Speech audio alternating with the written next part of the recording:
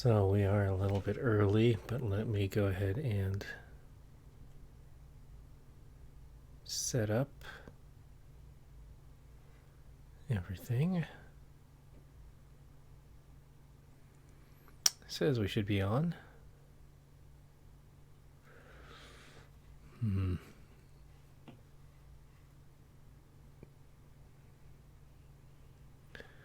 Well, let's see about that.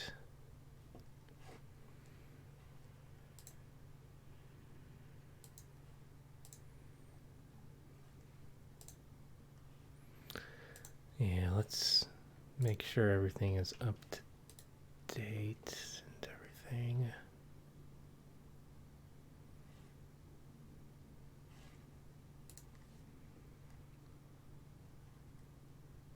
Where is it? Here we go.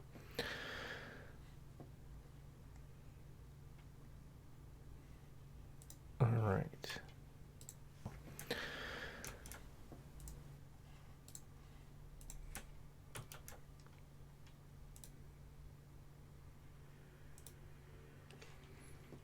All right.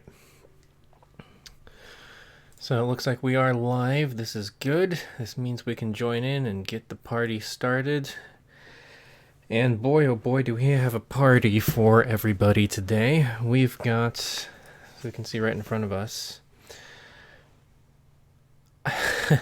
I've been asked this several times to cover, and I've been just very intimidated by this sonata because it is one of my favorite sonatas by Beethoven, if not my favorite. I haven't decided if it is or not, but this sonata is a very dense, a very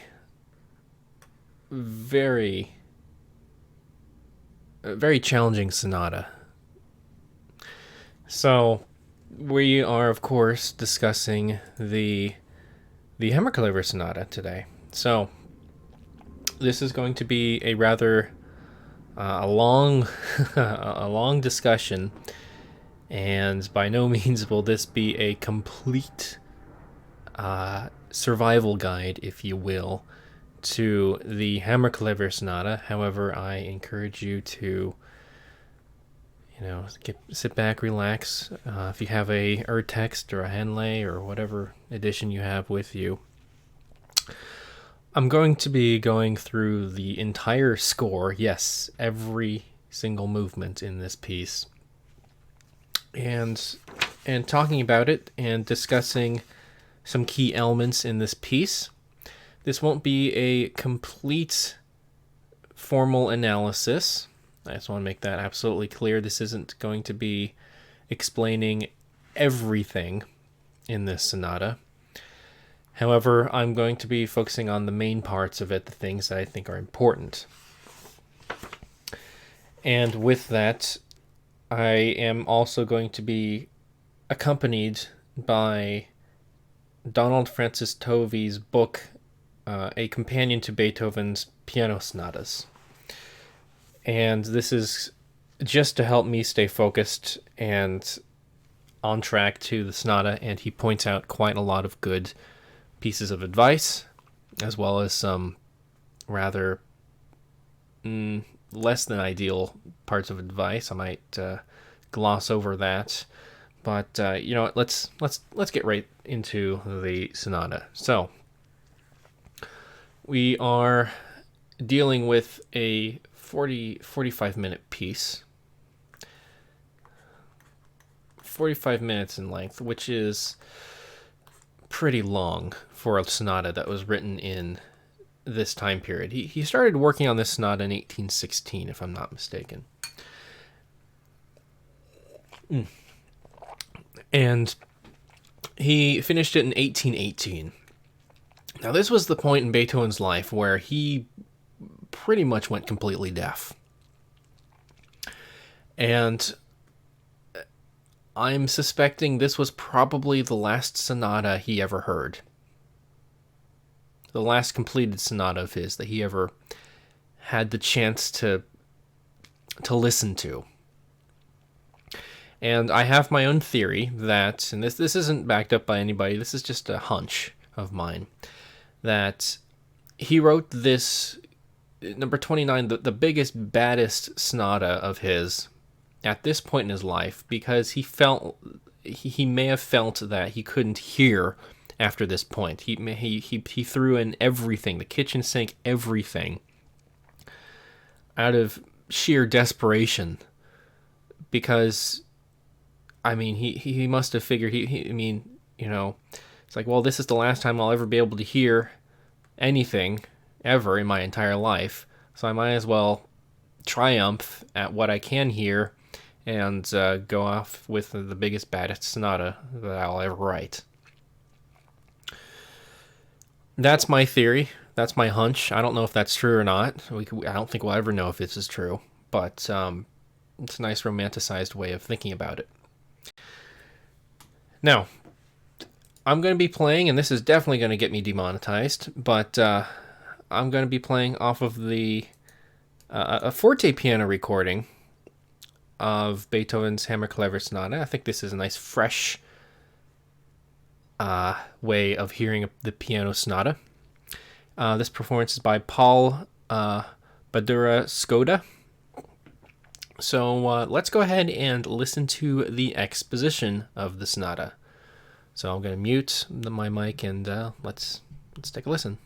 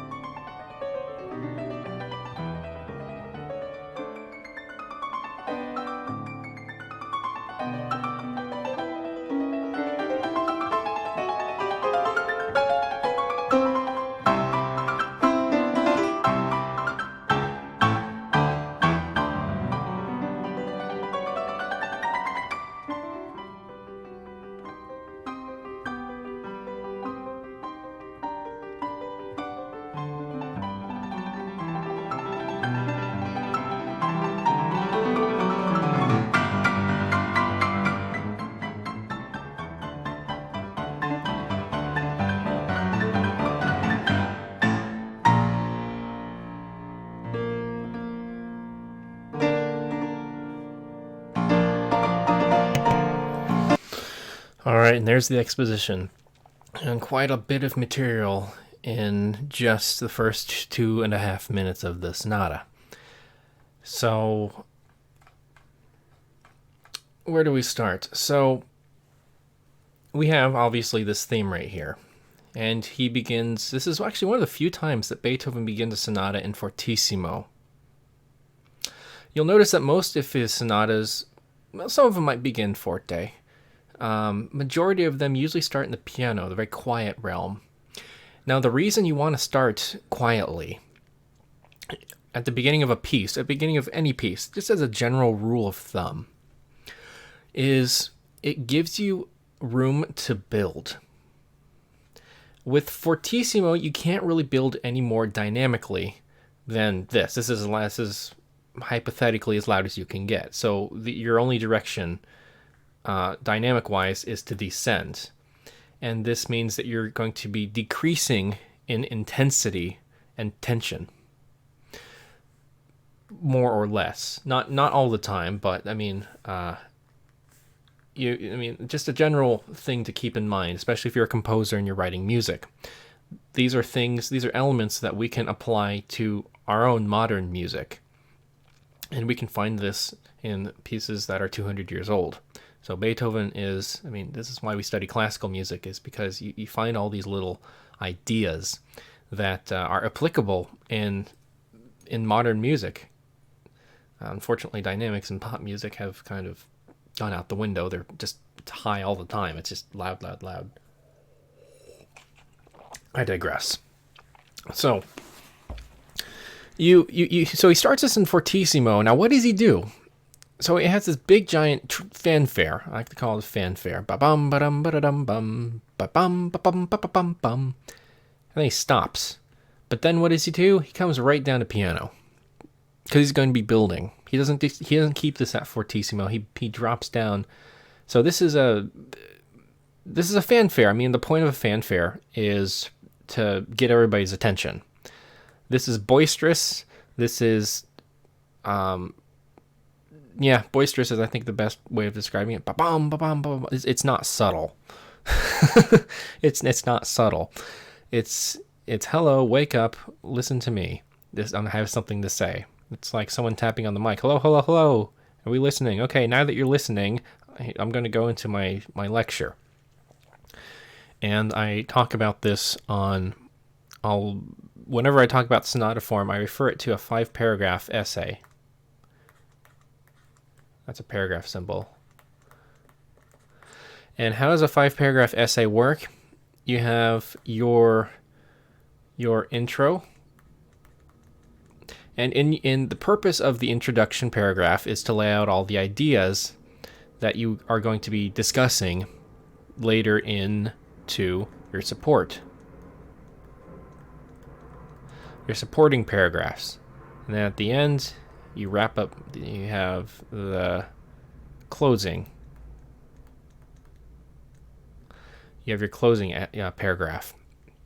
So in a nutshell is how a 5-paragraph essay works. And this, in a nutshell, is how sonata form works. Is you have your exposition, which lays out all your themes nice and neatly, saying, here's my idea, here's this idea. Beethoven says, all right, this is the idea I'm going to be working with. Here's one of them. And he then comes back in... I'll need to look in my book to figure out where it is, but in theme 2, he lays out... So basically, he's laying out all these ideas, right? And he's going to be elaborating on it in the development section, which is where you're really a composer's... In a sonata form, this is where the composer is meant to shine. This is where you're let loose. It's like, all right, you've talked me into all your themes, all your ideas. Now show me what you can do with them. And that's the point of a development section in a sonata. That's the beautiful thing about sonata form, is just because it's old-fashioned doesn't mean it doesn't work. It's a fantastic format. We use it in literature. We use it in other areas. Maybe it's not called sonata form, but metaphorically, it's used in different areas of art throughout art history. So, enough with that. Let's get back on to how Beethoven's laying out his exposition. So Tovey writes, and I think this is very keen. I think this is absolutely correct. He breaks this theme apart, and this is something Beethoven does quite a lot of. So he breaks this whole theme apart into 3 groups. You've got this group he calls A. He's got this one called B. And he's got this little fragment called C.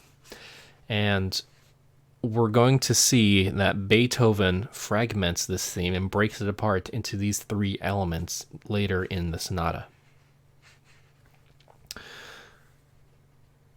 So, one thing that stood out to me that's incredible about Beethoven, especially about this sonata, first of all, is this jump. This jump right here seems rather unnecessary. I never understood it completely, but I promise you, he must have gone back through, and or he just somehow knew that he was going to keep this jump. This jump is not something you would naturally write. It's very awkward. It's why he didn't write it. For example, I would have written it, if I was the composer, I would have written this as a B flat double octave right here. But that would make, I don't know, because then you'd have to play this chord with the right hand, because this jump would be almost impossible to get accurate. It's a Lisztian jump. You have to be really precise and accurate to play something like that. And even for the sonata by itself, it's incredibly challenging. It's not an easy piece. It is a very, very challenging piece of music. The other thing you'll notice overall about this sonata is that it's very contrapuntal. There is a ton of counterpoint, and it's ironic that he tricks us into thinking it's going to be some fun little sonata by having this fanfare go throughout. It's very homophonic, right? Everything's together, chunk, chunk, chunk, chunk, chunk. There's no counterpoint at all. And then immediately after, he contrasts it with this little right here, and this is all counterpoint. This is no other way of putting it. This is pure counterpoint. And it's rather complex counterpoint at that. It's very chromatic.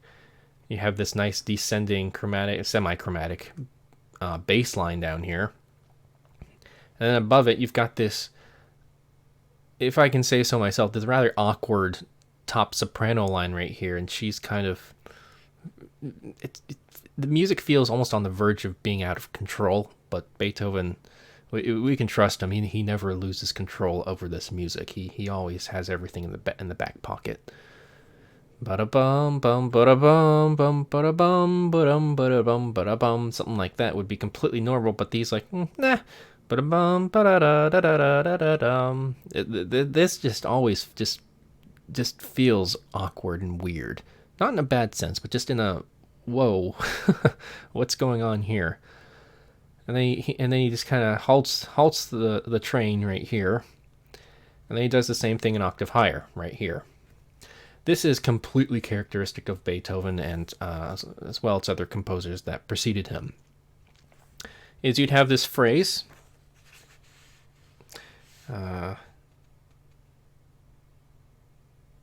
So you'd have this phrase going, he started in medium register right here within the playground of the staff. Not veering too out of bounds right here, but then he almost always jumps up an octave. Very occasionally you'll see something repeated an octave lower in his sonatas, but he also has a habit of building down as well. He builds up and builds down, so that's what's happening through here. And let's see how he progresses. So let's just hear these first few bars with fresh ears, now that we know a little bit about that. Let's see. Ba-dum, ba-dum.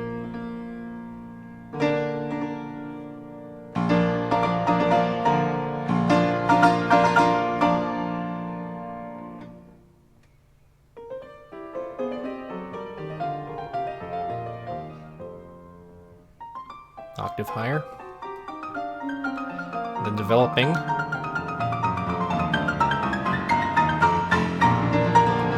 Okay, so let's talk a little bit about this section. Ba-da-bum, bum, ba-da-bum, bum, ba-da-bum, ba-da-da, da-da-da-da-da-da, and the syncopation just veers left and right. It's crazy music. It's absolutely pathetically crazy. And Beethoven, I mean, it's clear where his trajectory is going if you look at the bass. He's building his way down. He's trying to get back to B flat, and he's doing so in a really clumsy way. I mean, this is not smooth. This is not elegant. This is bulldozing your way towards B flat. You're just plowing through it. You're just pushing through. It's very aggressive. It's very chromatic. It feels just, for me, it feels very on the verge of being out of control. And it's not in the bad sense. It's just in a stylistic sense, and it's very characteristic of Beethoven, and it's incredibly fascinating how he does this. And on top of that, look at this massive slur. This massive slur. It starts on the top E and ends all the way at this bottom F sharp right down here. So he's writing this big phrase, and it doesn't necessarily mean to play it in legato. It's more of his phrase marking. It's showing him that this phrase needs to start at this note right here and ends right here. It's showing that there's a completely new section right here starting. More traditional legato phrase markings are something like this right here, something like this right here. Shorter phrase markings. And you can see where he's breaking it apart and then connecting it back over it again. So he's very precise on his notation. But yeah, I mean, this is almost a little bit of foreshadowing towards the fugue, the last movement, which comes at the last movement, and it's also one of those pieces that, much like the Grosse Fuga, which comes a little bit later in his life, nearly about 8 years later, I'd say. It's this ridiculous string quartet fugue, which, if you haven't heard it, you should definitely listen to it, where it also feels like it's driving forward, but his Beethoven's counterpoint is very fierce. It's never elegant. It's not Bachian counterpoint. Bach counterpoint feels is very comfortable. It's very much in control. It's very much civilized and organized. Beethoven's counterpoint is everything everything that Bach's isn't. It's uncivilized, it's chaotic, and it's usually driven, I think Tovey was the one that said, I'm going to quote him, driven by white heat aggression, and I think that is a very good way of describing Beethoven's counterpoint. Not just in this, but you can trace this all the way back to even earlier pieces by Beethoven. Think of the false fugue of the Romanovsky Quartet, Opus 59, number 3, or even the last movement of Sonata number 6, the last movement in F major. That's a false fugue as well, and it's we can call it a perpetual motion piece. It has these running 16th notes, usually just continuously propelling the music forward. There's always something underneath. There's other pieces as well. I can't think of any more off the top of my head, but there's definitely more. Oh, the fugue and the Diabelli variations, that comes later. It's very angular. This music is very angular and very sharp. So one of the very few exceptions where Beethoven writes relatively smooth counterpoint is, for example, later in Opus 110. Those fugues are the two fugues at the third movement. Bum, bum, bum, ba-dum, bum, bum, ba-dum. Those are written with more controlled Bachian style counterpoint. These ones aren't. This one is, I mean, everything in this piece is very sharp, very aggressive, very forceful. I think this is enough adjectives for now. I think you get the point. So, here's a sip of brandy. And let's continue our little journey. So, he's continuing this. He's building down, is what we get, and he's hovering at the very top of the keyboard. So you have this big space, this massive contrast in registers, and this is a compositional technique which should, I think, some composers should take advantage of. I think this is something good to keep in mind. He's doing very good things here. So okay, so now we bring back boink. Here we are, 1. Here we are on the 1 chord, and this is where we have a new theme E, on a tonic pedal over which a 2-bar figure rises for 4 steps. Bum bum dun, dun, dun. So 1, 2, 3, 4 steps of this. Dun, bum, dun. And you have this. Change colors. Oh, what color should we do? Let's do purple. You have this jump, this A motive. Now this isn't completely new. We see this.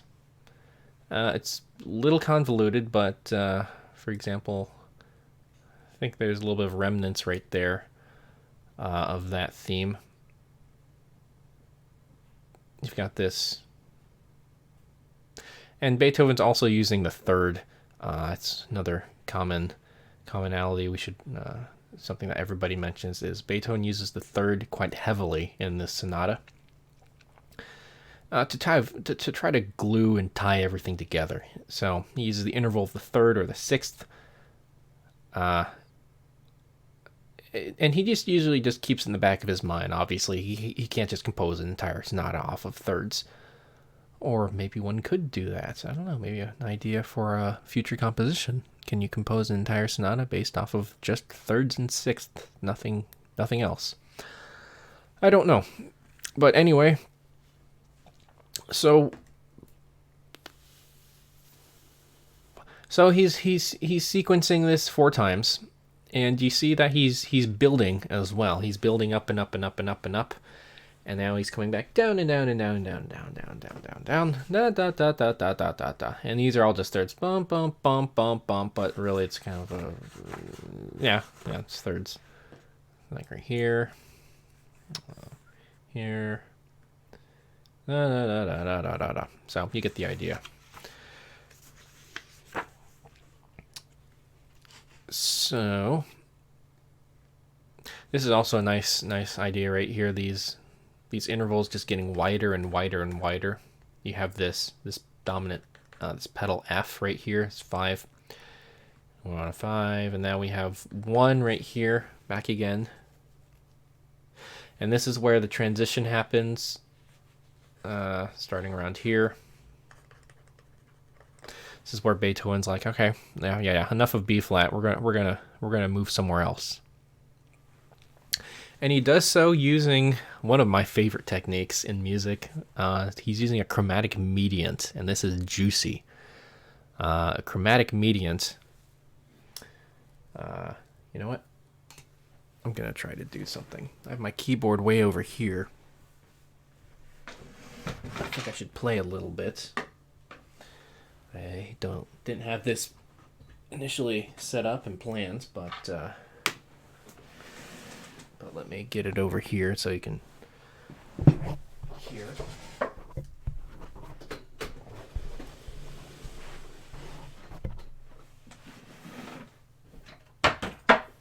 But chromatic mediants are very, very important, or at least very important if you want to go to really far places. So, hope you can hear this. So if we want to go, so here's C major. Now, a chromatic mediant is a 3rd related, which is probably why he's using it. Is a 3rd related chord using a common note. So here's a chromatic mediant from C to E. One that's a little bit more that might shiver a little bit more.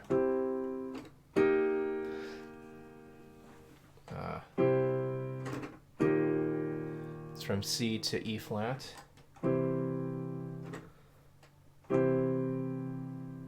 You can also go, here's one that will really feel good. Going from C to A flat.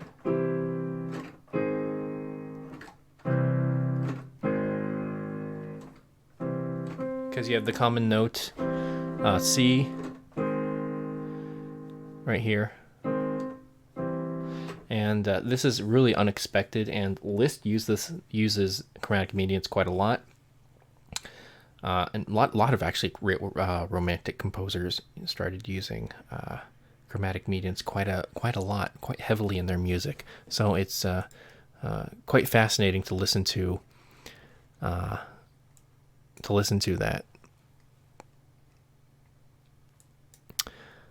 Okay. So Beethoven in measure 37. He's got... what's he got here? He's got a...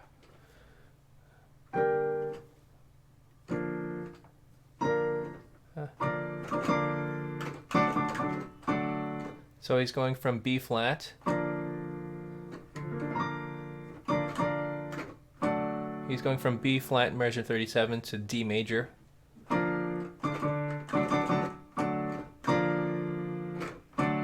And that itself is a chromatic median. He's simply going from B flat to a third related key. You have D in B flat triad. So he's just holding that and reharmonizing it. So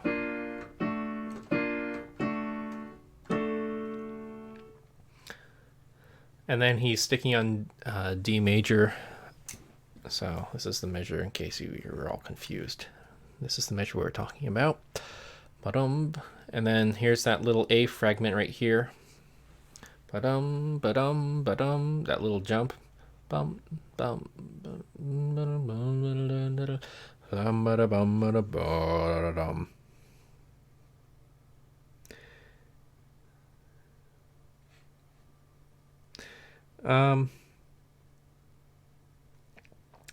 Now this dramatic stroke is, reading off of here, Tovey writes that this dramatic stroke is a locus classicus for the characteristic avoidance of explanatory dominance in Beethoven's later works.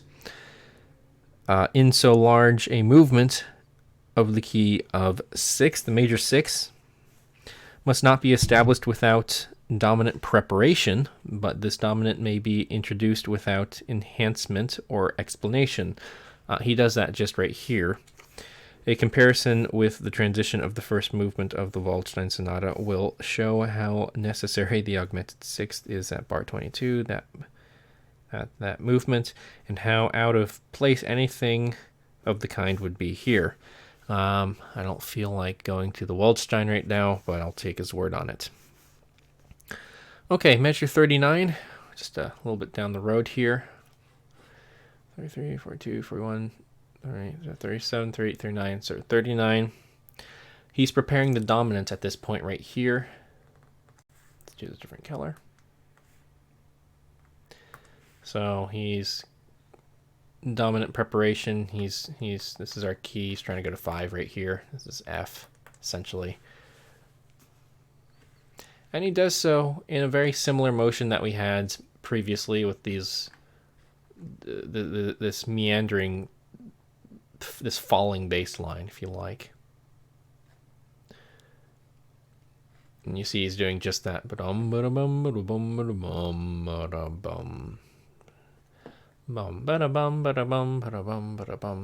And here, what is this? Bum, bada bum. I think he's personally just taking this little section right here. Bada bum, bada bum. I mean, it's just neighbor tones. It's just neighbor. It's all they are. Nothing too extravagant. And he's going into he's going into G. He's writing the key signature of G, which is bizarre. It's a sixth above B flat, so while the plane goes overhead, here's B flat, here's G, or I don't think he's going to E minor. That'd be a tritone away. You would only start to get that in like Liszt. Liszt would do that in his sonatas. Maybe Chopin a little bit, but anyway. So he's going to G major right here, or at least he's highlighting it right here. Oh, actually the 5 right here. So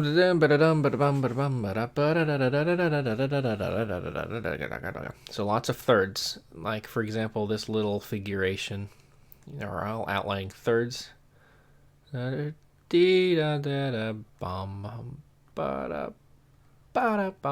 there. So just the keeping in mind of that third relationship for him.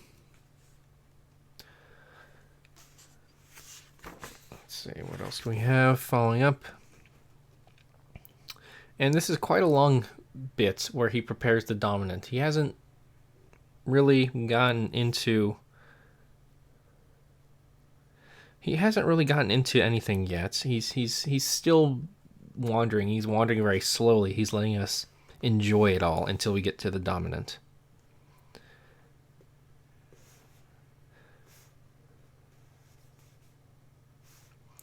These are 16 bars in the new running figure. 6/4, last 8 bars in transition. Sorry, I'm reading. Let's just making sure I'm getting it correct. Yeah. So measure 66 is where we should have it. Yep, and there we go. There it is. That's not right. It's 61, 62, 63, 5. We're in trouble. We're in treble clef. 66. 34, 5, 66. 66. I think the measured numbers might be wrong here, but that's okay. We're in G major. Oh, I'm sorry. We're preparing. I should have prepared earlier. This dominant preparation is for the 6th chord, not the traditional F chord, the dominant. So if you're in B flat, this would be the dominant. This would be the normal key you'd go to in a traditional sonata, but this isn't the normal sonata. So Beethoven's going to G. So G.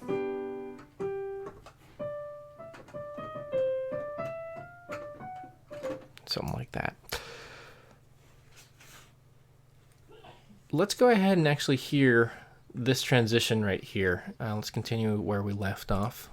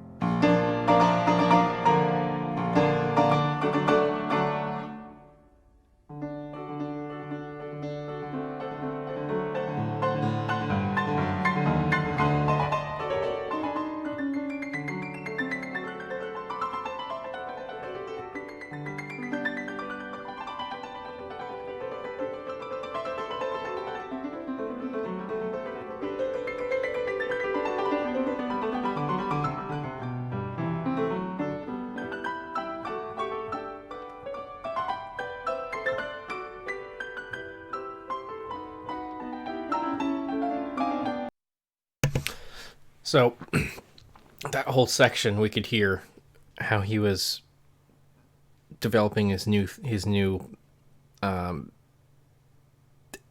this new group in G major. Now in measure 63, we have this new theme right here. Let me go ahead and find it. in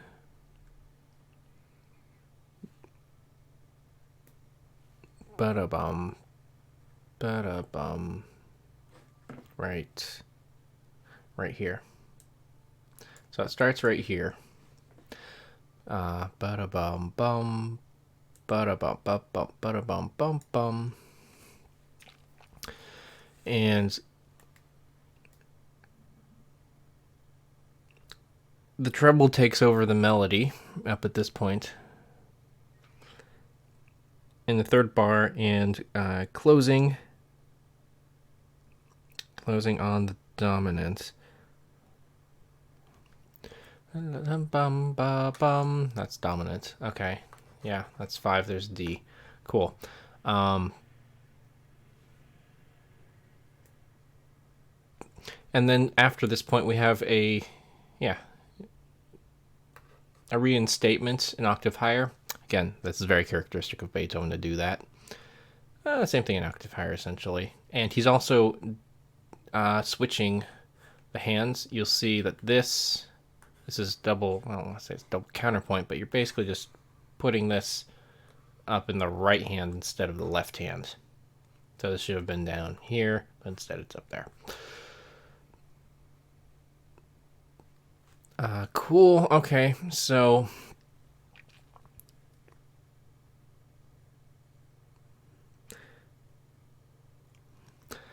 he goes through this bit of transition, more and more transition. It's really hard to pinpoint what key he's settling in. Personally, I don't think he's really settling in any key at all. He's constantly. I don't want to say he's not settling. You know what I mean. I think he's not committed to any key right now. He's aware he's supposed to be in G, but now he's moving away, and it's very chromatic in through this passage.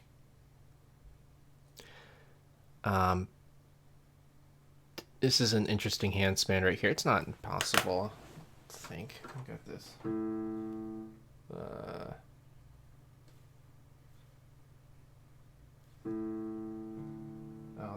That's a tricky one. Yeah, that's a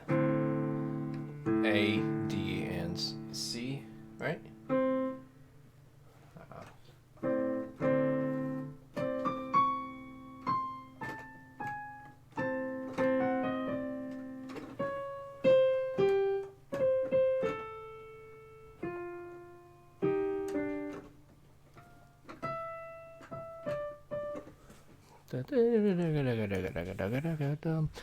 So, and it's also nice that he has this voice leading as well. So it's not just he's not just writing it just for the sake of writing it. I mean, you can see just the nice stepwise motion up here in this the tenor voice, I guess you could call it, baritone maybe.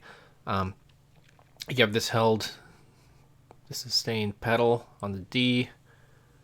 And then you have this nice bum bum bum bum. Same here, nice contrary motion. Just overall, this is why Beethoven's so freaking good.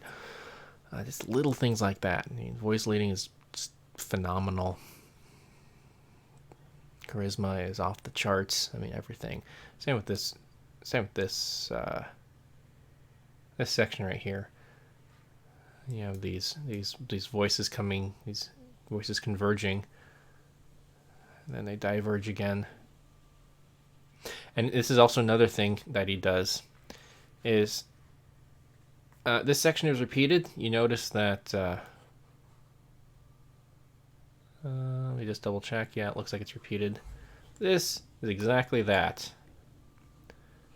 But look at the bass. He drops it down an octave. Something so baby simple, but it makes it become not as repetitive. It's just little things like that we can all learn from Beethoven. And just picking out little things. I mean, this is just one thing. If there's anything you can learn from him that you can apply to your own music, it doesn't have to sound like Beethoven. It doesn't have to sound like him in order for you to learn something from his music. Just these little techniques that make the music that's that little bit more interesting to listen to, and makes the journey that more adventurous and more reasonable. And even this voice right here, this tenor voice, you could say, this middle voice, you could say, resolves down to the C right up here. And then just the bottom two come in. So it's very orchestral as well. I imagine all these different instruments or voices coming in at all these different points. So I'm going to kind of gloss through this because I'm spending quite a lot of time on the first movement, and we're not even through the exposition, so I just want to get through a little bit of this. Here's a little bit of a canon right here. Bada bum bum bum. Starts on the next page. Bum bum bum bum bada bum bada bum. So it begins. Yeah, it's a little bit of imitation. Going back and forth a little bit, just a little quotation. Bum bum bada bum bum bum bum. This nice little syncopation. That's a nice little touch. It would have been just so easy just to have started this chord right here and just continued on, but this just again makes the music that little bit more interesting to listen to. It's a little unexpected. And these are Beethoven's own fingerings. Whenever you see them in italics, let's give them a shot. Sometimes they're feasible and sometimes they're impossible. You want to play it with 4, 3, 4, 4.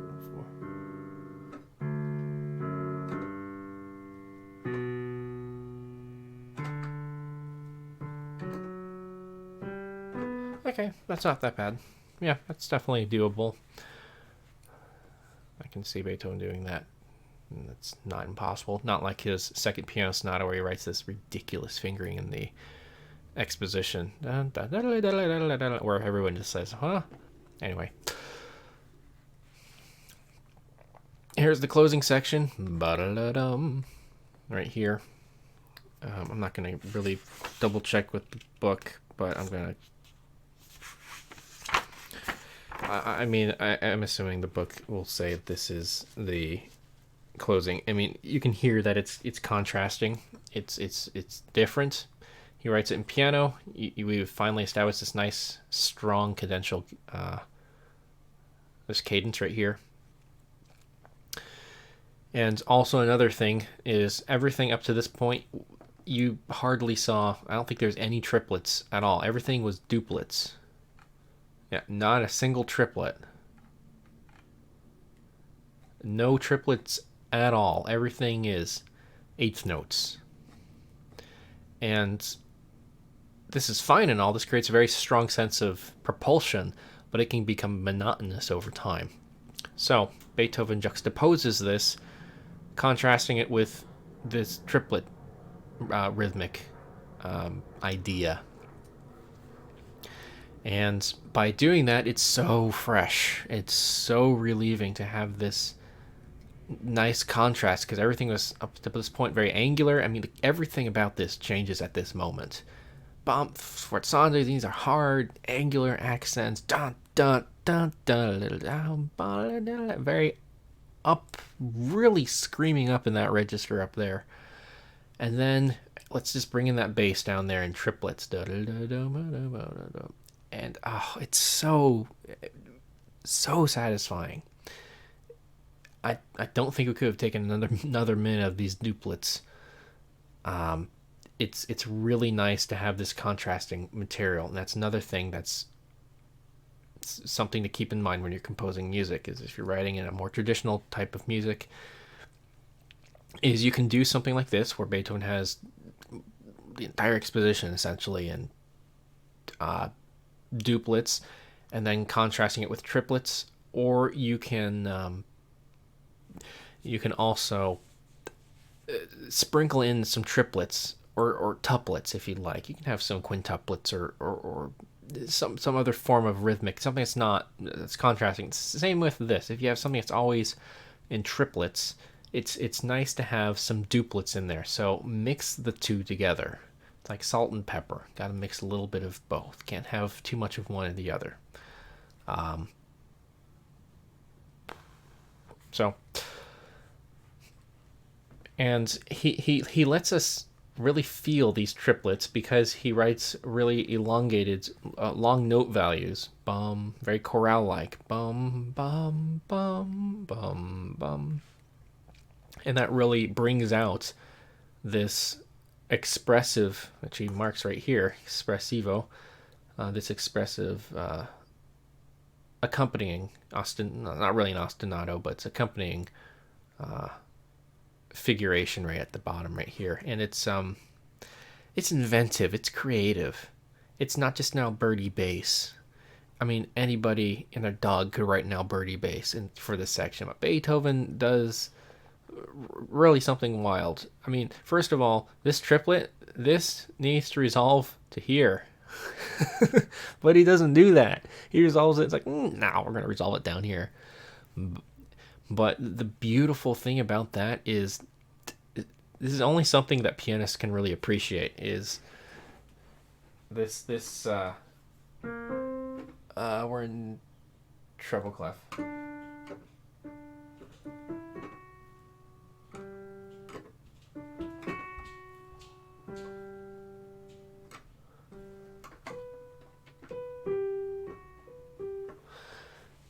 Is you're playing this with, I'm assuming, probably three, 2, 1, and then you're playing this with 5 right here, and this 5 pivots you nicely to play this with 1, your thumb right here, and yeah, because if you land on a G right here, this is for practical reasons. You can't play this with 3, 2, 1 like you would want to do naturally. You'd have to play it with maybe like do something awkward like 4. If you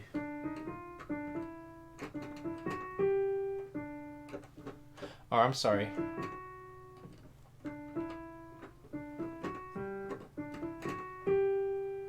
Maybe 5, 4, 3.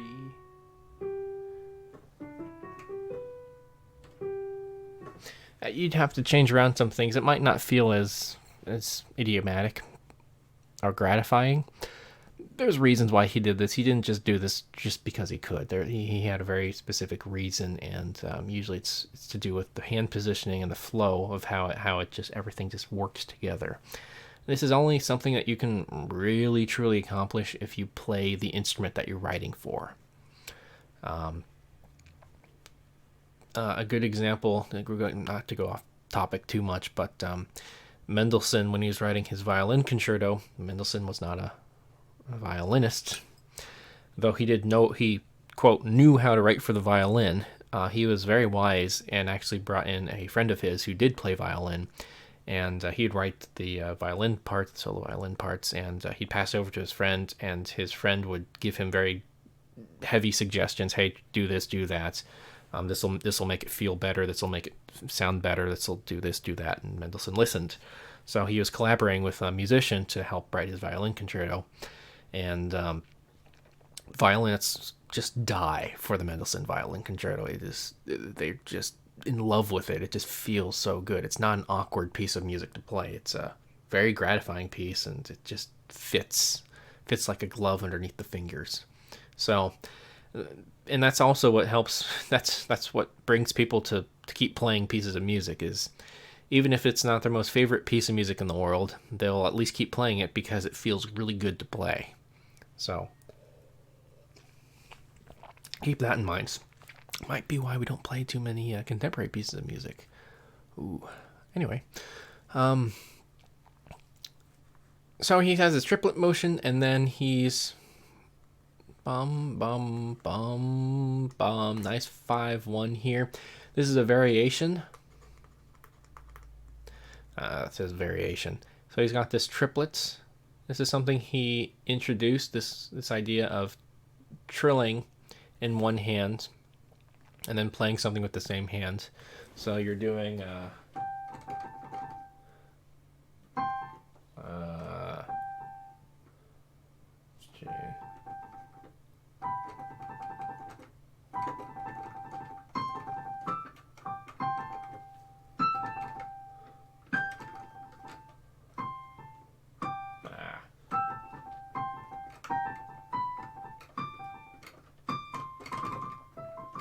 So you're basically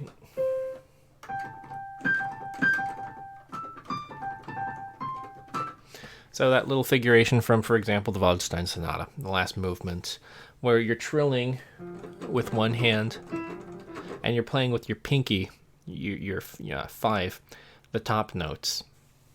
It basically gives the impression that you have three hands, because you're also playing this very another inventive bass line. God, this note just I don't understand this. It's that was that G. That G just really sticks out quite a lot. C, D, E, F, G. Yeah. But it just shows you how creative you can get with something as simple as triads. I mean, look at this. Look at that. Who does that? Who does this? Mozart certainly didn't. Mozart would have just written a Alberti bass, same with Haydn. Beethoven, I mean, this is very clunky. Very clunky indeed. But yet it fits under the hand. So, I mean, Beethoven really didn't sacrifice his music for anything. He was like, nope, the music's got to be this way. So, fuck it, it's going to be this way. So, let's get through this exposition. We've already been here for an hour. So, let's move forward. Let's move on to the development section. He's got this. Before we do that, we close up with bum bum bum bum bum bum bum bum. We heard that before. Bum bum bum bum bum bum. We're going to hear this again, as we'll see later. Actually, very shortly. Again, it's just little intricacies like that. Just really. I think these little things should annoy you, but should also not inspire you, but intrigue you. These little imperfections, these things that just seem out of place. It's like that just. I think people we should be more sensitive to these kind of things. It's like, and we can really learn a lot from this kind of stuff, because again, it's so natural to just want to write like a normal. In this case, this again. You just want to repeat that right here, but he doesn't do that. He doesn't do that. So it's just little imperfections that really make it him, and you can also steal from Beethoven these little things to incorporate into your own music. That's something that stuck out for me.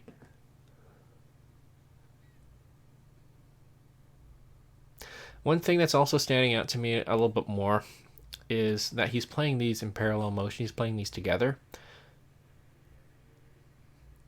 I'm trying to think, because normally he wanted to use contrary motion, but this is, I think, a little bit more emphatic this way. Playing these broken octaves together like this, even if it's less, I want to say less easy to play. Normally, you want to be. I mean, your hands. If you get both of your hands and you stretch them out in front of you, they're inversions of each other, right? They're not like, I mean, if you right, they're not exact copies. They're mirror images. So this is why contrary motion is so important in music, not just because for separating sound and voice leading, but also for playability. Your thumbs want to play out. So when you play, you always want to play out, or you always want to play in as a pianist. You want to have, like these diverging, converging lines, or diverging. That's just how the hands, the anatomy of the hands. It's much easier playing, something like, than something like, because you have different fingerings, you have different everything, but playing is super easy. So, because the fingerings are all the same, it's your brain interprets that as the same. So I hope you get the idea.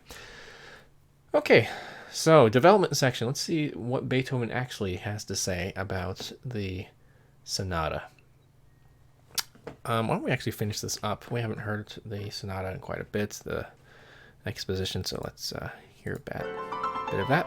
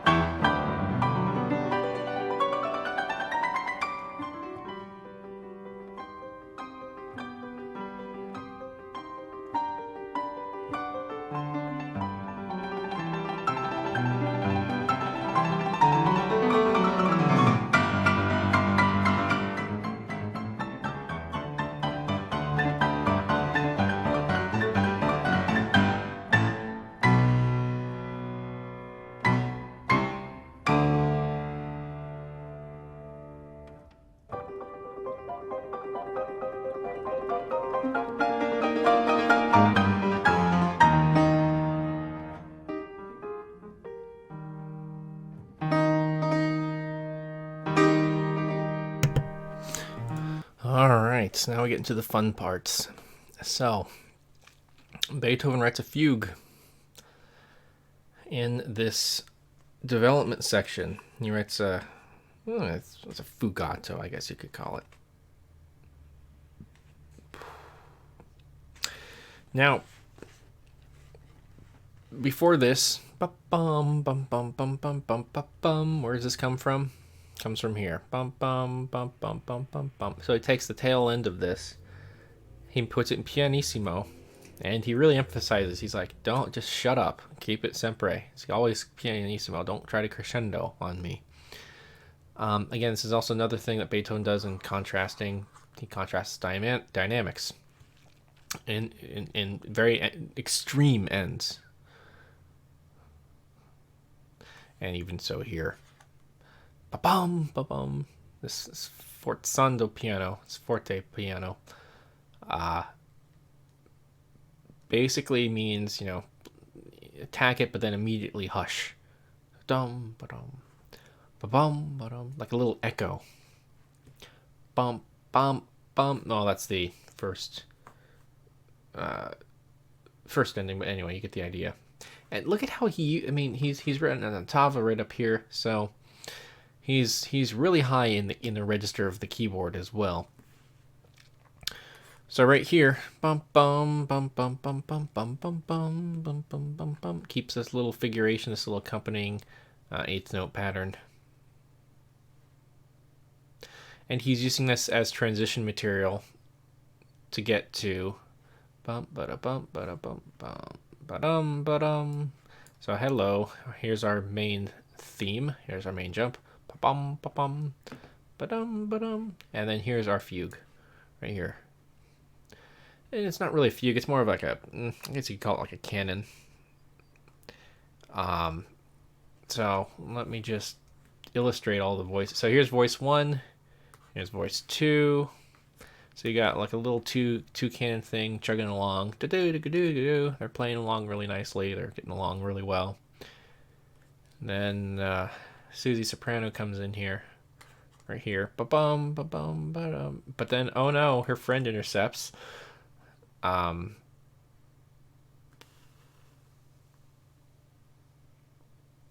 Just kidding. Hold on. Wait. Which voice is what? Ba-dum, ba-bum. Oh, no. Nope. It's this way around. Ba-bum, ba-bum, ba-dum. So this voice drops out. So it's still a 3-voice canon. And there needs to be a rest right here and right here. And then right there.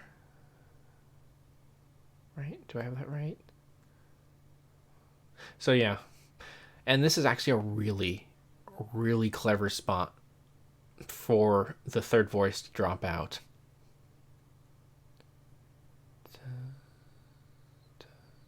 Yeah, this is a really smart place for the... well, we're in bass clef. Da-da. Oh, that's super confusing, isn't it? Okay. Da-da. Yeah, this is a good place for it to drop out because you're only paying attention to this top voice, and I mean, just an instant later, you have this second voice. So it's giving you, so it's still, oh, it's still two, okay, I get you. It's still two voice. It's still two voice canon, but he's giving us the illusion that it's three voices. See how he's dropping out right here. Technically it's three, but he's only finishing up and he's starting. So here's the end of him right here. Here's the beginning right here. So, and then we have three voices right here. Here we go. Now the reason you have now this might look stupid, but this is actually very clever. This is just a really good notation technique. If this C was up here, like that, the pianist would flip a shit because he'd have to play this C and this E. He'd think that he'd have to play the C and this E with one hand, the right hand, which is at that speed is just setting up for a disaster. So, this is a very, very wise thing. I'm sure in the editor, I don't think Beethoven did this. We don't have a manuscript, so we can't ever check. Boy, oh boy, wouldn't it be great to find that manuscript. But this C, I mean, this is an octave. This is definitely doable. This is much easier to play by far instead of the C up into the E right here. So little things like that are also nice. That's just for editorial purposes. Just practicality. So bum bada bum bada bum. And you have this nice contrary motion. And again, I'm never gonna shut up about contrary motion. Contrary motion is so important in music of all shapes and types. If you're writing anything contrapuntally, contrary motion in any way, shape, or form helps elevate your music and helps make it much more clear. It's like a voice coach for speaking. A voice coach will always tell you to speak slowly, speak more clearly, and articulate.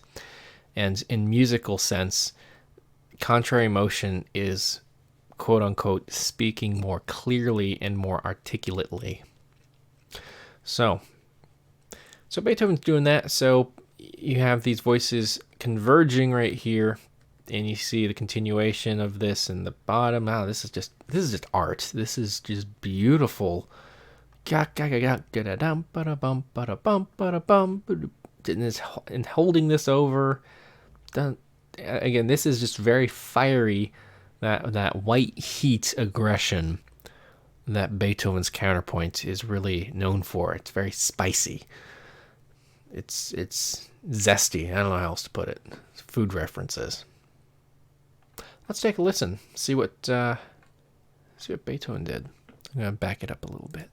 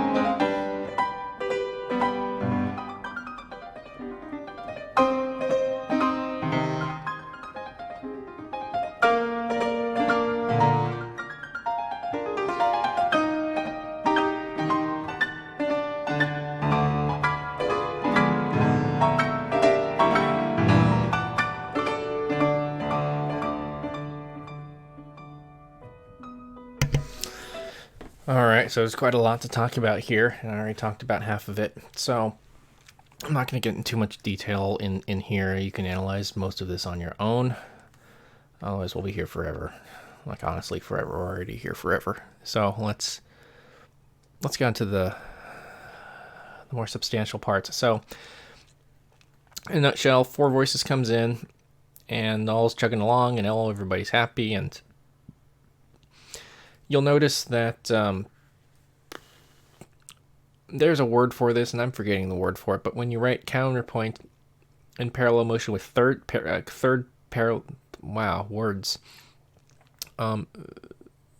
parallel motion and thirds, there's a word for that, but you start seeing that right here. Bum, bum, bum, there's an A, dun, dun, dun, dun, dun, dun, dun.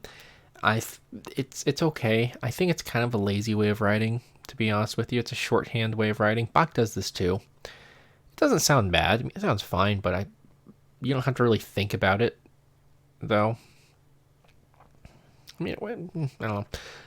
To me, it's a lazy way of writing counterpoint. Bach's guilty of it too. I think he could do better. Beethoven's guilty of this too. Everybody's guilty of it, but it's just a technique, so I can't bash too much on it. But that's just what he's doing. And then he really goes full force, dun dun dun dun dun dun dun, with the thirds, dun dun dun dun dun dun dun dun dun dun. And you really, the thing with doing this is that you really only have two voices here. You have, because everything's playing together, you have this, and then you have this. So the advantage of this is that it's more layered. On the other hand, though, it's simpler. So he's simplifying, essentially. So, okay, cool. But now this is where Beethoven becomes Beethoven. He starts fragmenting.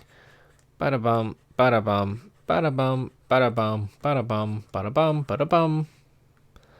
And now we have our return of the jump. Ba-bum, ba-bum. And he breaks this down. This is A that we mentioned earlier. Ba-bum, ba-bum, ba-bum, ba-da-ba-da-da-da. And you have this little, you probably call it that. That's what this, da-da. And just breaking it down, just cutting that, the little bits off, and then just really he's just breaking it apart. I mean, it's just so masterful. And then this point that you really want to write an E right here, and he writes an E down there instead. I mean, just again, it's tiny little things like that you can learn from. And also contrasting dynamically. I mean, he's got the registers going for him. He's got everything going downhill, and then he doesn't crescendo. He just gives you black and white right next to each other. No shades of gray. Just piano fortissimo, and then doing it again. And then also, on top of that, the pedaling. I mean, he's really trying to create a big change right here. Really a massive change in sound. And also, another layer. Here's the bass clef right here, and now he's in treble clef. So let's just do a list right here. He's got dynamics have been drastically altered. You have the register. You have the direction. So you see how he was ascending, now he's descending. You've got the pedaling.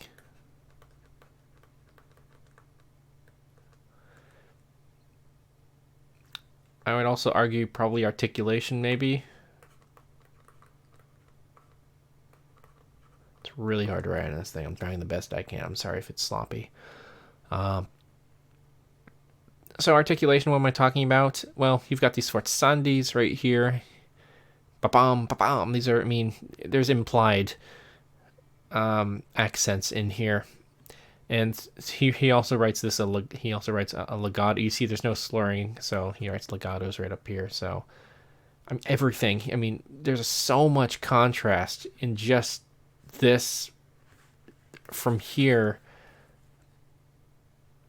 I mean, just in all of this right here, there's so much black and white. Just like think of it like a zebra stripe, just a cut. Just here's black, and then literally right next to it, here's white. Just black, white, black, white. I mean, it's so aggressive. It's so sharp. It's so piercingly clear musically. Where I mean, and he doesn't always do this, but I mean he's so vivid with his contrasting in this section. So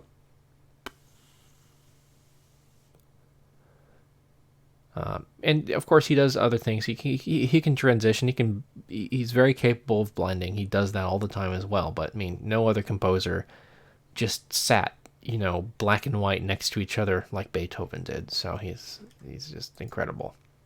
Let's use different colors to green. And this is just building and building and building. And I mean, you're seeing this symbol quite a lot, and you're gonna keep seeing it.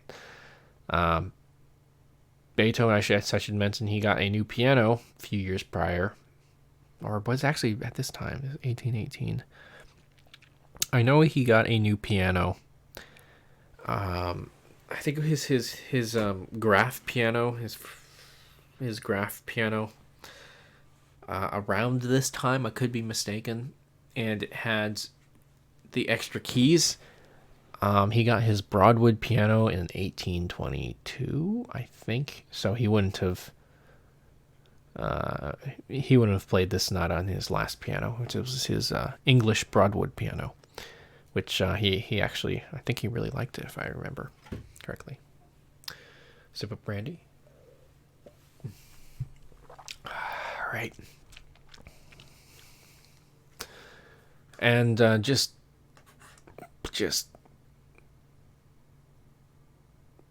yeah, very expressive right here. And then he's also very articulate with his pedal markings here as well. Just breaking it down to the smallest units possible. There's not, you can't break this down any smaller than this. Then he's bringing back this this closing motive. Closing theme right here. He's simplifying it. He could have gone a little bit more creative with the left hand right here, but especially with this little thing. But he also knows that this is coming. Where does this come from? This comes from the very beginning. I don't feel like scrolling up to it, but just take my word. This is from the very beginning, but I think simplifying this is probably the right thing to do. And here's our main theme right here. And we are transitioning back. And this is nice moments as well. He's canoning, if that's a word, canoning. We're really just imitating up.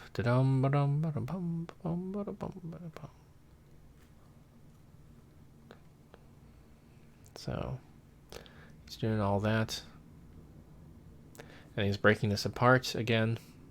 And then again, just breaking it apart into its smallest units. I don't want to talk too much about the controversy of whether it's supposed to be an A natural or an A sharp, but yeah, this little asterisk right here. In the sources, except for of a sketch reproduced by Notenbaum, no A natural before A, whether or not A is intended to be played instead of A sharp is left open to question. Hey! Actually, I was exactly going to mention Paul Badura-Scuda, who you have been listening to actually play the Hammerklavier Sonata right now. he wrote a paper, a bit of an essay, on this very question, and I forget which way he goes about it, but it's I don't think it's the biggest issue in the world, if I can be honest with you. So anyway, so we are leading up to the recapitulation, and then finally, kabam! Recapitulation has been reached. Right here. And fortissimo. Ba-da-bum, ba-da-bum, ba-da-bum, ba-da-bum.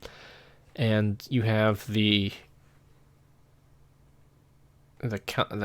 dun da dum ba da bum bum bum ba bum ba bum.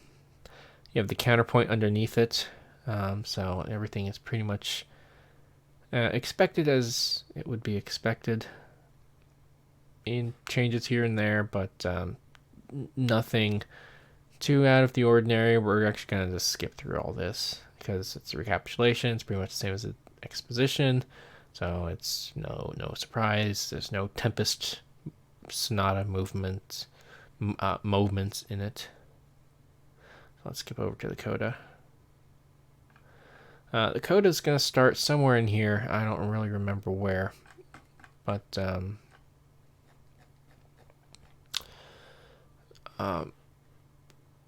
bum bum bum bum bum bum bum bum bum bum bum bum bum bum bum bum bum bing.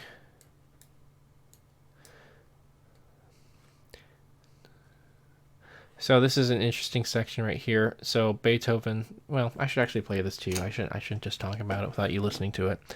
We're gonna skip ahead to wherever this is. This is the recapitulation.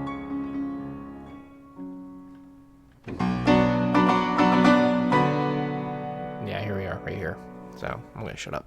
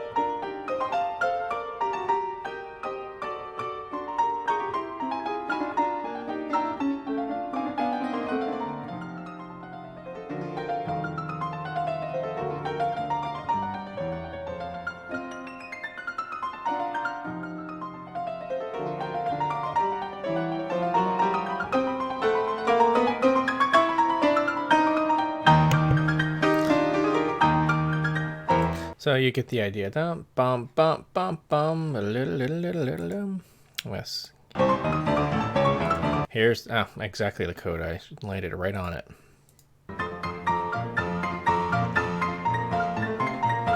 Here's the coda.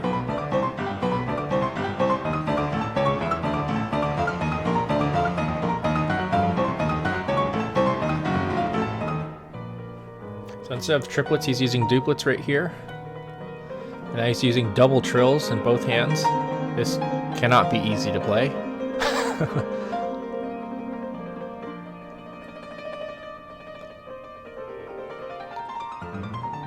This is an interesting moment right here, because Beethoven does this exact same figuration at the end of the Fugue, the last movement. He does these things in... instead of in thirds, he does it in octaves. So... this little, I don't want to say it's not a unison passage, but it's the same kind of line. I'll point it out to you once we get to that point. But he does the same little kind of diddle, and then we pretty much just end this thing off, ba-bum, ba-bum, ba-bum, with a little bit of, again, just can't get enough of this theme, so we just blast it out to us just last few times. Call and response. Like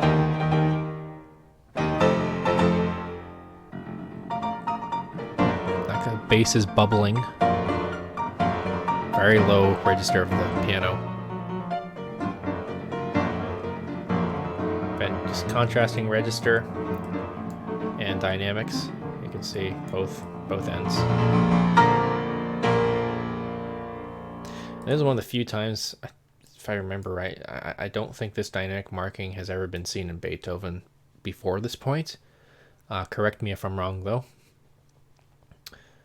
But yeah. So, and he ends on a nice octave right here.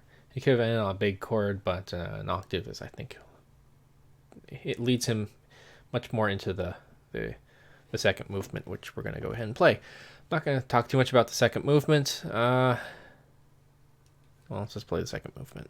Here we go.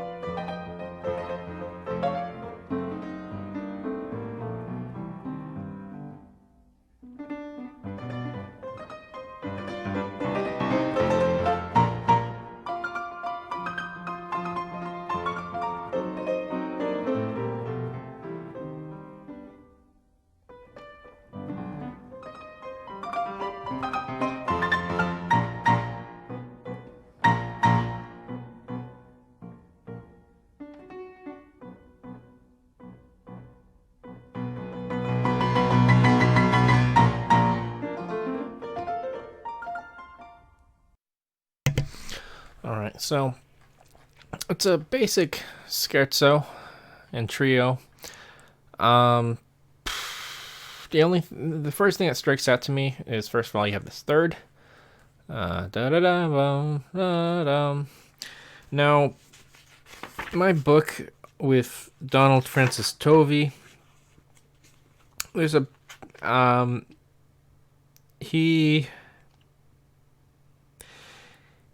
he reckons that the basis of all of this movement of this structure of these themes is that you have this ascend and then you have this descend of the third. You have this up a third, and then you're going down a third. He points this out in the first movement, how you go up. You jump up a third, bum bum, da-dum, bum bum. And then the scherzo, you have an up a third and down a third. And then even in the third movement, you have up third and then bum bum. You have down a third, and then even the fugue, you have up a third. I call bullshit. I'm just gonna be frank. I don't think it's a little too far-fetched, I think, to be really considered. I don't find that argument very convincing, because where he points out these thirds is very specific. They're not very obvious, so I don't think this is a very scientific or rigorous approach to it. So it's a bit far-fetched. So I don't think that has anything to do with Beethoven's. I don't think he probably thought, oh yeah, I gotta have this third right exactly here in the middle of this theme, this phrase for it to be cohesive. No, no, no. I do not think that's the point. But this little figuration I'll buy because it's very blatant. Third, third, third. Bum, bum, bum, bum, bum. Third, third, third. This isn't the third, but,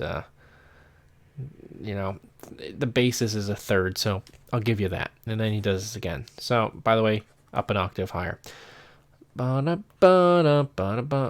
1, 2, 3, 4, 5, 6, 7. So there's 7 measures. That's usually a phrase is about 8 bars. 8 bars is the normal length for a phrase. Beethoven's like, let's make it 7. All right, and you also have the swells. He's very deliberate in writing these swells, his crescendi and diminuendi.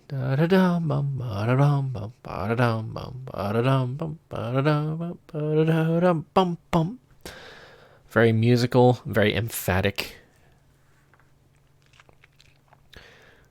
He does this again. And this is also another thing, is having this syncopation. This kind of gives a hemiola feel to it, because you feel like the downbeat is right here. Whoa, that's not a clear arrow. You feel like the downbeat is right here, when really it's right here. So it's a little bit of a trick, but it feels more like a syncopation, to be honest. I think, yeah, it feels more like a syncopation because he also brings everything back together right here at this moment. When he brings everything together, again, contrary motion, guys, it is so important. I like this.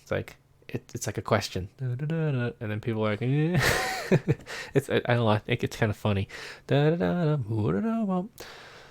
It's like a call and response. It's like here's a question, here's a half answer. I don't know, it's kind of funny. It's lighthearted. It's humorous.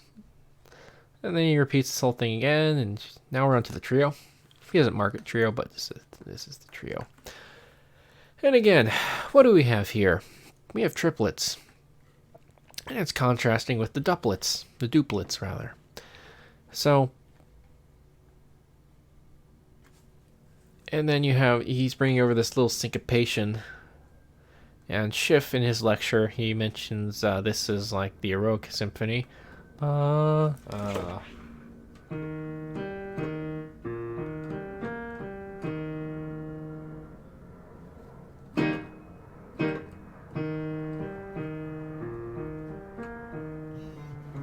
So, I mean, yeah, I can see that relationship perhaps in there, but I mean, this general line is there, so it might be in there. But one thing I want you to keep in notice, small details like this. Triplets are ascending like this, are ascending up. But when Beethoven does a little bit of a double counterpoint thing right here, doing a little switcheroo, left hand does the right hand does the left hand, he's instead going down. Now, if you use notation products or software in a computer, it's very easy to just highlight this whole section and copy and paste it up here. But Beethoven didn't have computers back in his day. He had to write it out by hand. But even so, he was smart. He decided, no, we're going to actually write this in descending order for a couple of reasons. The first reason is because it's contrasting. It's not exactly the same thing we heard in the bass. It's fresh, it's contrasting. That's the first reason. The second reason is, again, the anatomy of the hands. The anatomy of the hands, we like playing down, especially the right hand. It's much easier, I guess you could argue. You're starting here, I'll put it to you this way. You're starting on your fifth finger, your pinky finger, playing this it's not really a triad, but let's call it a triad. Actually, it is a triad. It's a triad right here. You're also playing with your pinky right here, so it's going to feel pretty much the same as this right here, even though it's inverted, if that makes sense. Because again, your hands are inverted from each other. They're not mirror images. They're mirror images of each other. So, and this is a mirror image of that, more or less. And then Beethoven's got that thing going for him. But he keeps this the same because it really doesn't matter. So that's his little secret to us. And then he does this again. Boink, boink. Does a little crossover double counterpoint. And then he comes over to this. Presto. This I don't really know what this is. This is a new section. Bum, bum, bum, bum. It's like a... again, I'm going to quote Schiff in his lecture. He said this was a... much like a... not Chardas. What did he say it was? It was a... it was a dance, essentially. Like a folk dance. And I can see that. I can definitely see that. Bum, bum, bum, bum, bum, bum, bum, bum, bum, bum, bum, bum, bum, bum, bum. Has nothing to do with what happens before it. Has nothing to do with what happens after it. It's just filler material, if you like. Yeah,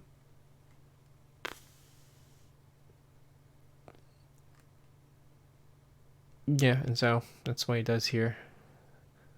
And then he repeats an octave higher, which is something he does all the time.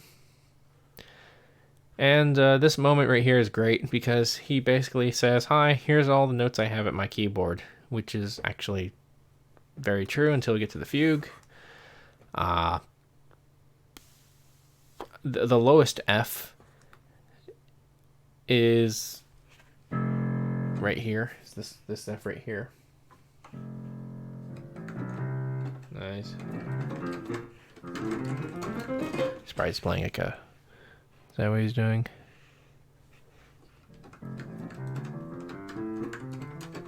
He's playing an F major scale, essentially from the bottom F all the way up to the top F. Is what it looks like he's doing.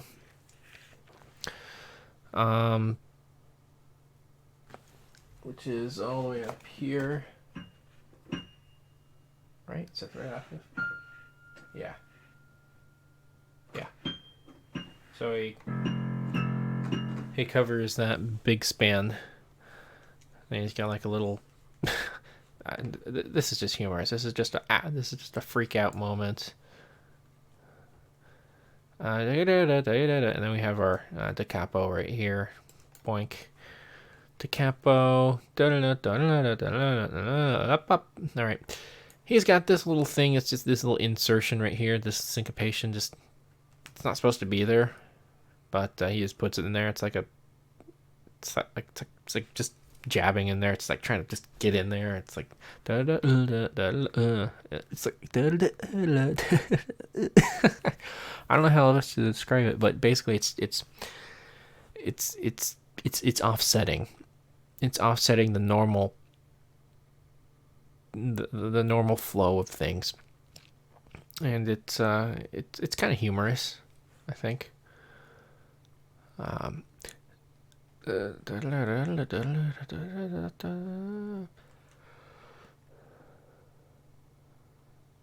Now this is a little fight between B natural and A sharp.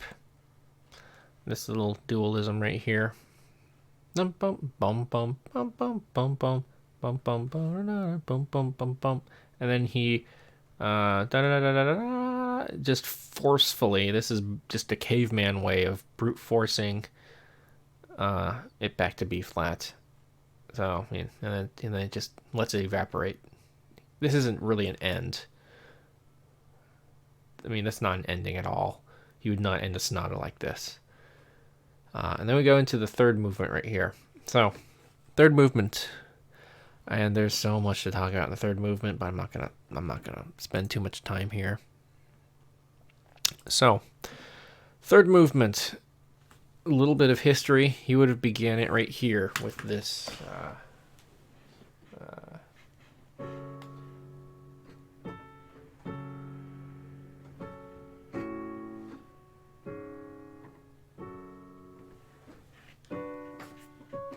he would have just began it right here on actually the second measure. That's where he did until he wrote to the publisher. It says, actually, we're going to add this measure before it, which is actually a very good idea. And Schiff, again, I'm going to quote his lecture a couple more times, but he mentions that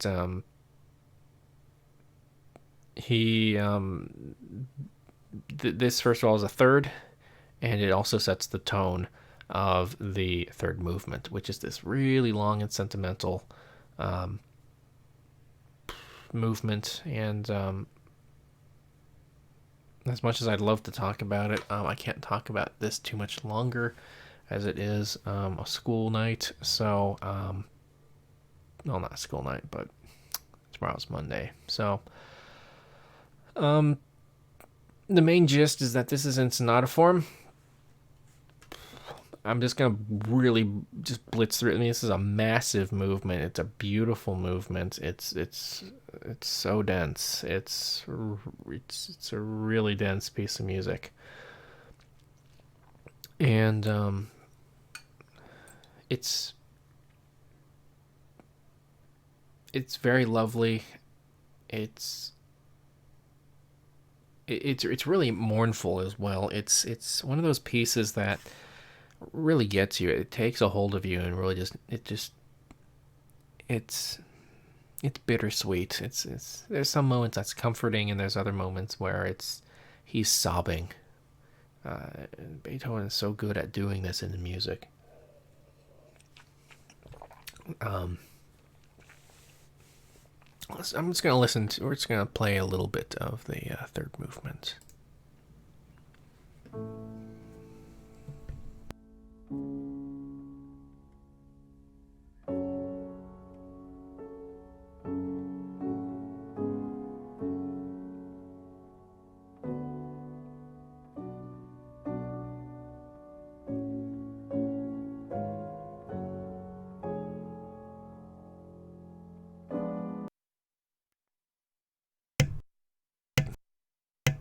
Oops, jeez.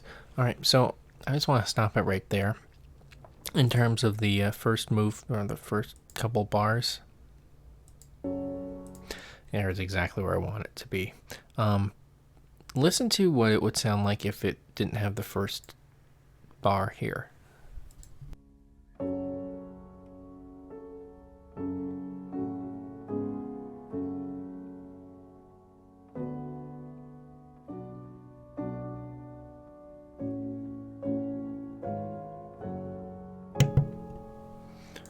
Okay, now let's listen to it with the added first measure.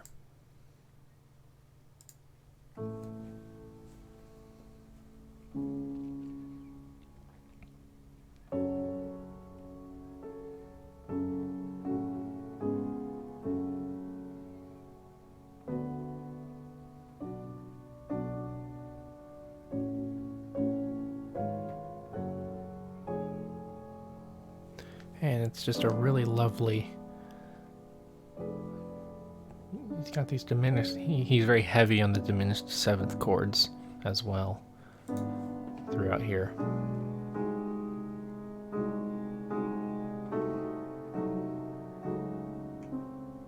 They're very dissonant.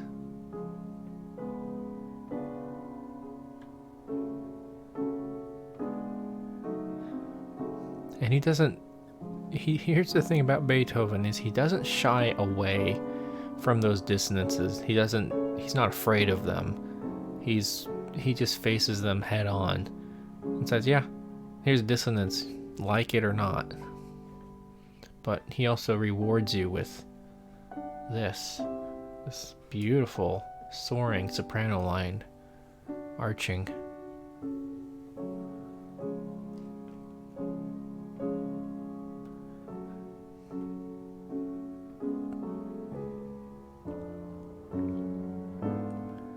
Crushing right here.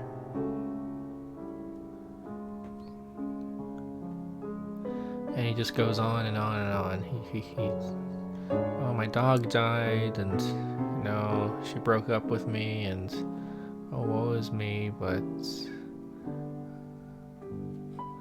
this is wonderful.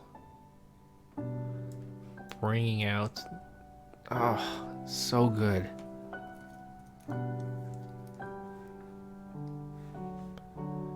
He also says, huh, this isn't that easy now, is it?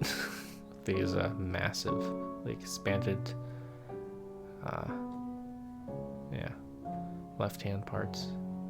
But yeah, he's bringing this top octave up here. It's just phenomenal. And this is a great moment right here. He says, let off the chord, let everything breathe. Syncopation.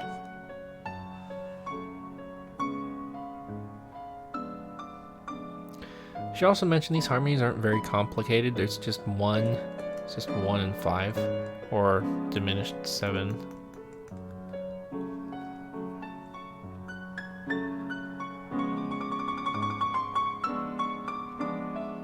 Very emphatic. It's like someone's speaking. You can think a lot about this third movement. I mean, Beethoven speaks more than sings. This is something that's very rhetorical. It's very rhetorical is probably the best way of describing it. It's narrative. It's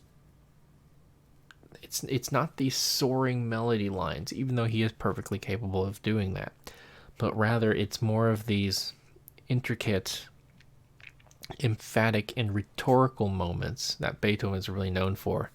This is not, you can't really, no. I mean, a national anthem is not going to be built off of this. A national anthem is not going to be built off of that. I mean, listen to it.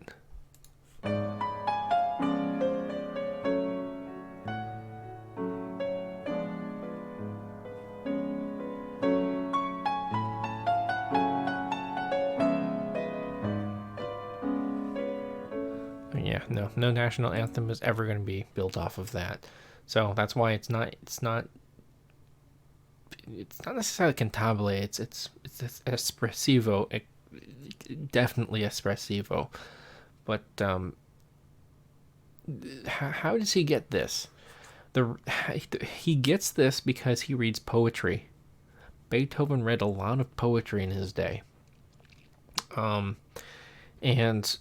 he spoke quite highly about poets he liked, and he obviously Schiller in the Ode to Joy. I mean, that's obviously a poem, and Beethoven used that in obviously Ode to Joy, but amongst other things, not as obvious. But you can hear that these are words that is being expressed here. These are this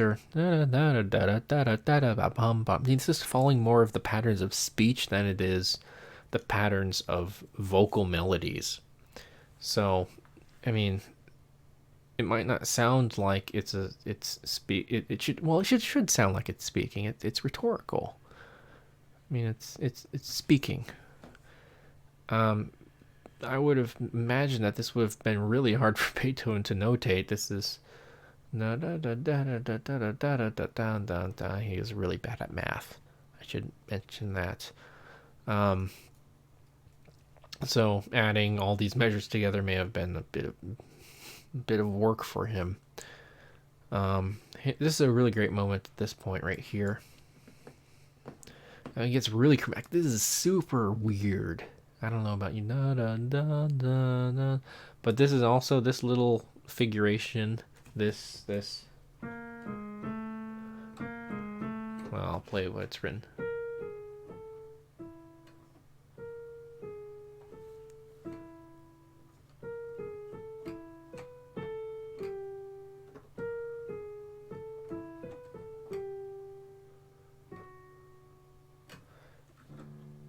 I mean, this.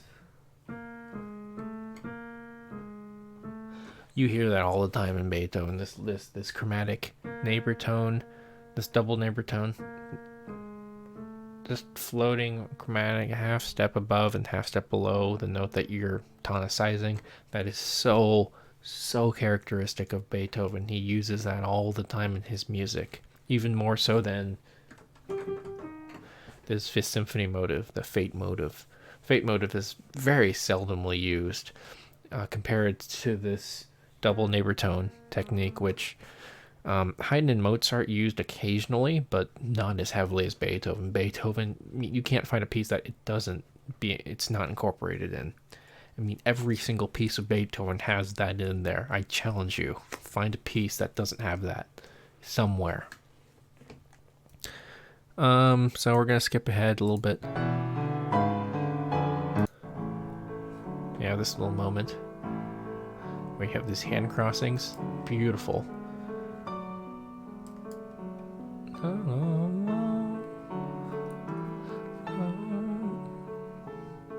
And then goes into triplets. Again, you have, no, not triplets, but duplets. But it gives a sense of triplet motion.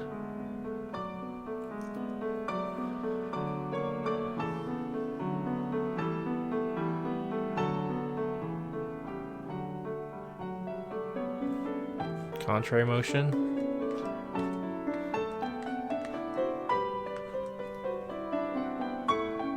Again, more of it.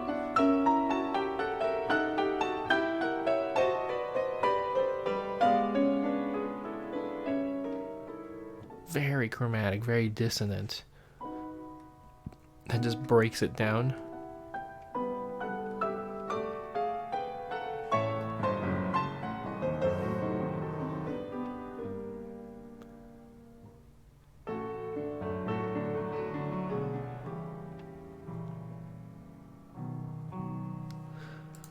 You know, I'm so confused as to how he did this. I mean, this is straight out of his imagination. This is like a wow moment for me. It's like a how the hell did he hear this? How did he know this? How did he? I mean, I understand. I mean, this is just a diminished seventh scale, but I mean, this is where analyzing music of other composers you admire is so important when creating your own music, because you try to get into their heads, like how did they come to this? And it's moments like these that it's like, fuck, it's really hard to know what he was thinking. And then, I mean, his goal must have been this. He's like, okay, I got to get to here. Okay, I want to get here. And then he's jumping all over the place, but it's yet so organized. So it's,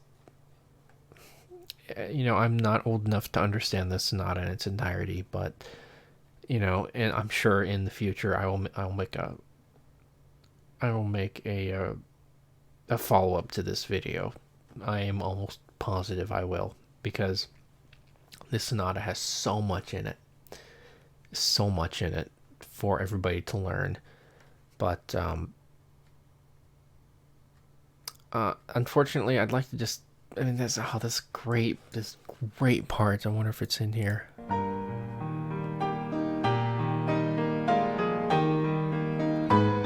It's a great part as well. I don't know where this is though.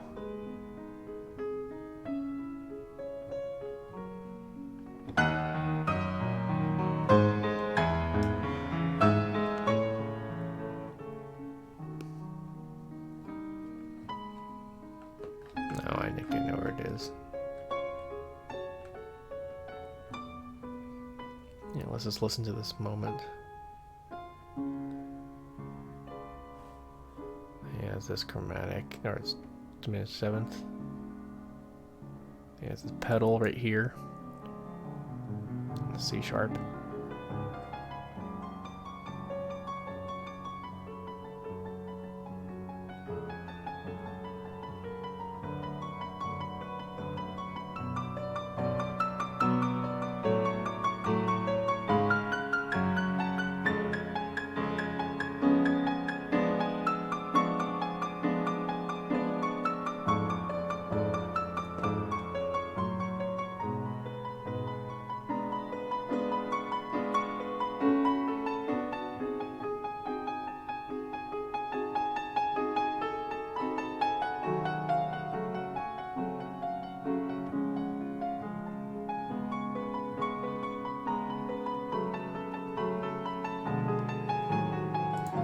mean, it's just, it just goes, it goes, and it goes.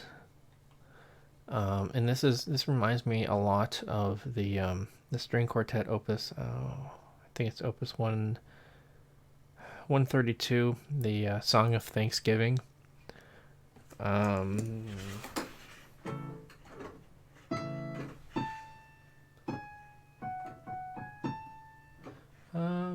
I think it's an A major.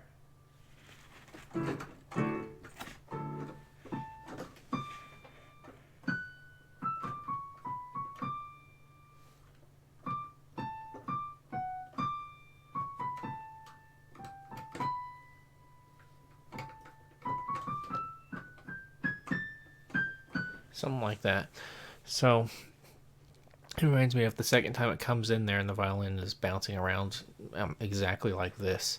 So, but that comes later in his life. So it comes about 8 years later, I want to say, is when the string quartet was starting to be written. But I want to just, as much as I love this movement, we're going to skip ahead. We're going to skip to the very end of the movement.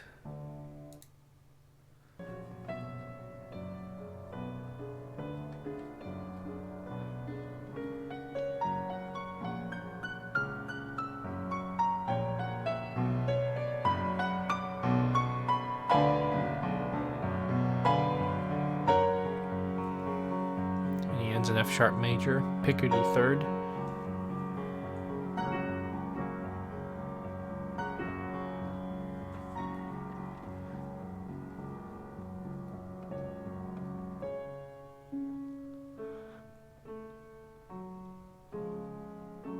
One last time hearing the theme.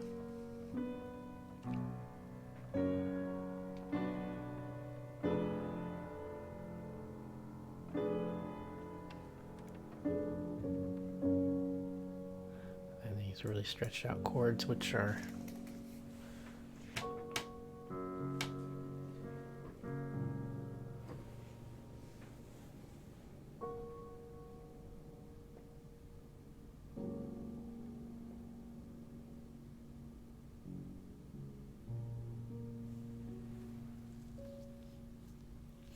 such a poetic way of ending.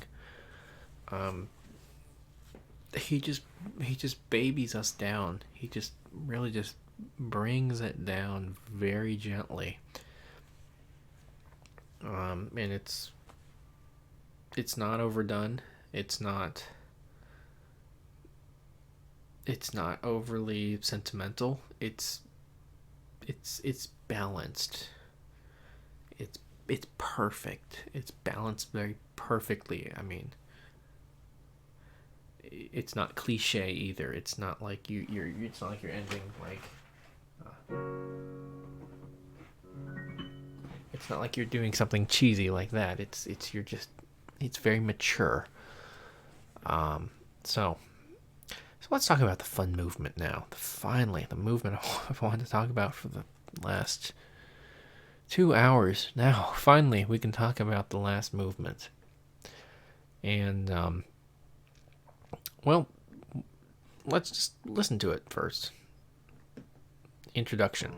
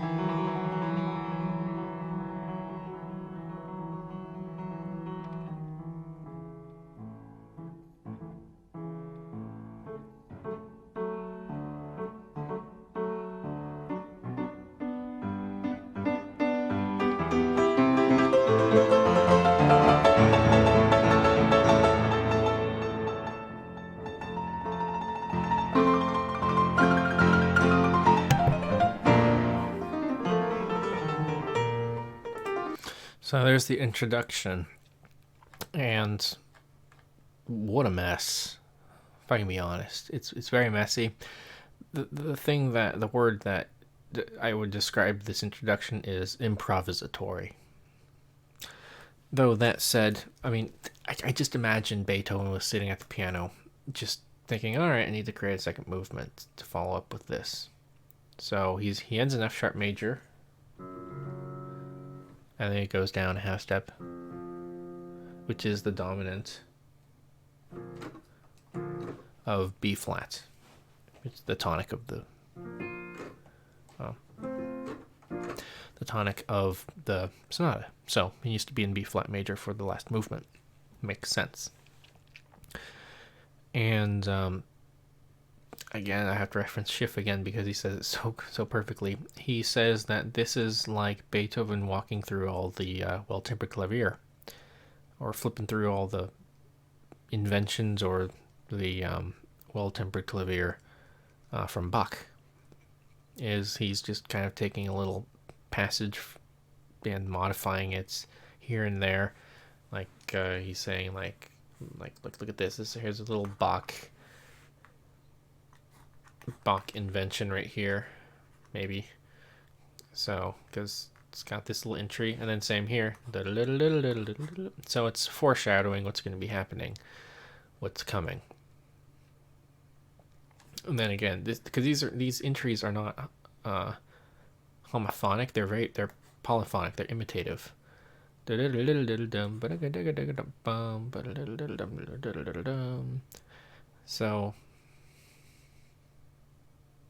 then you got 4 voices happening right here. And I think this is purely improvisatory, if I can be completely honest. Like this moment right here, I don't see how it isn't,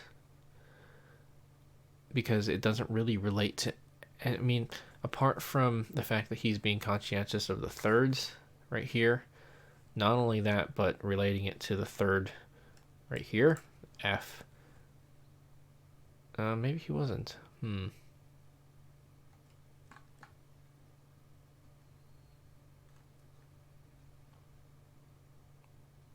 No, maybe he wasn't. I don't know.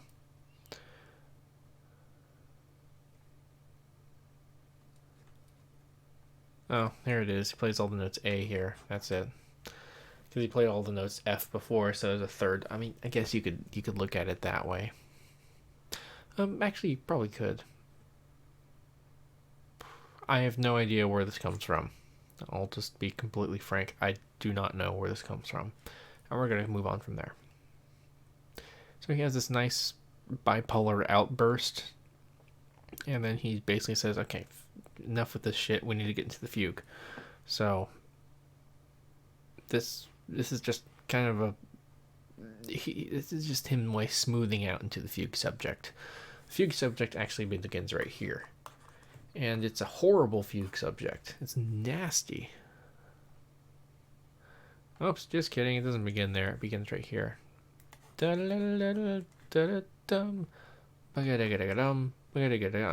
a long one. Yeah. All the way to there. It's very chromatic. It's not memorable. It just kind of winds its way up and down. And even marks here a very important note. It's a rather free 3-part fugue. And at times there's going to be more than 3 voices.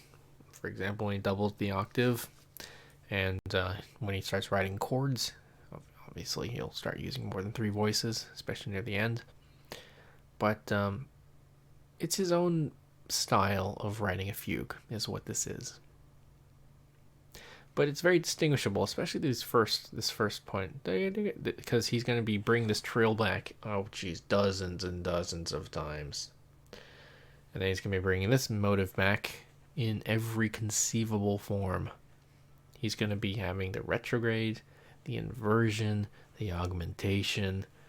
I think he misses out in the diminution, but really you do not need to have a diminution of this at this speed. It'll sound indecipherable at that pace if you shrink this any further, especially at the the tempo of 144. That's pretty quick. So let's take a listen.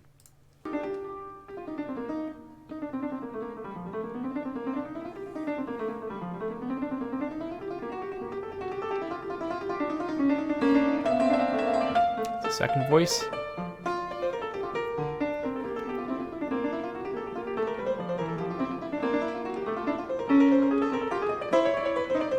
Third voice.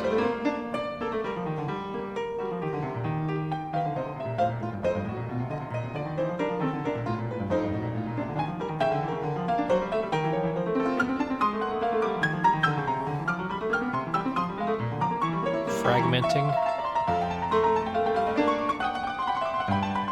Kind of a call and response. Imitation.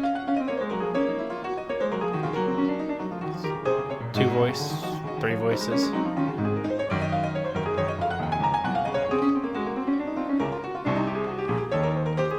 Lots of double counterpoint happening.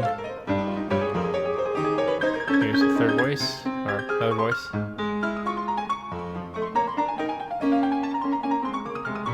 Double counterpoint. Again, up here again, just tons of double counterpoint.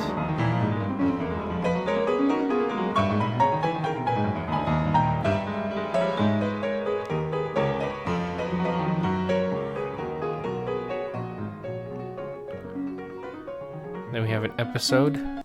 So this is episodic material right here. We have three voices working together.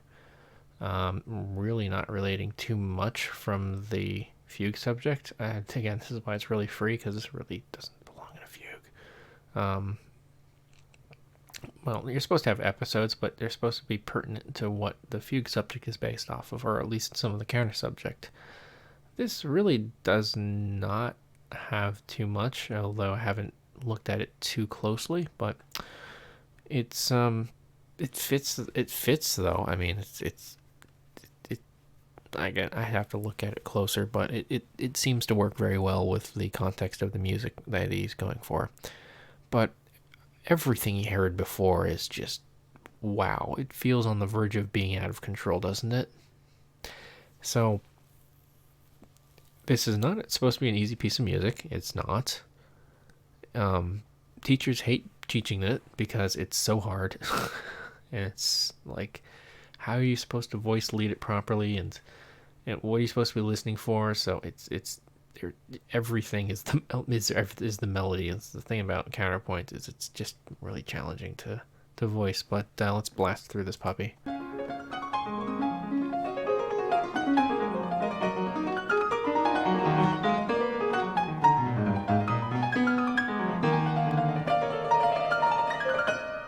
Here's the augmentation.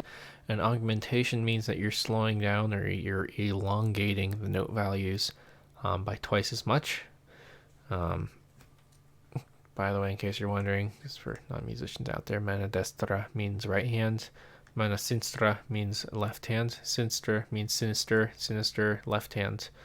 Left hand was the devil, so back in the day, so that's how you can know mano sinistra. So that means play this with the right hand, play this with the left hand. So that's what MD means, in case you are curious. So there you go, fun fact. So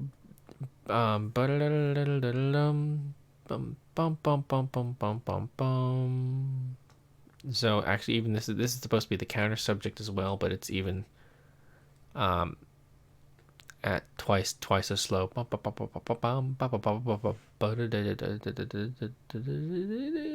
So this is supposed to be the main subject, but except it's slower, and it also makes it stupid heavy, just pesante almost, with these sforzandi right here.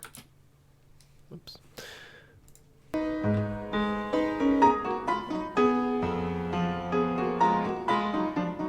Very heavy.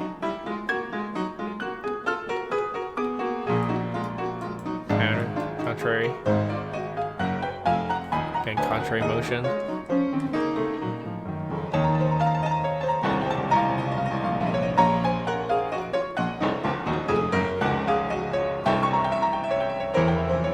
I don't know what's happening here.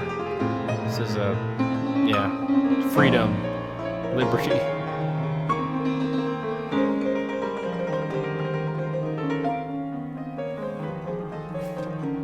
And then we're back in the episode.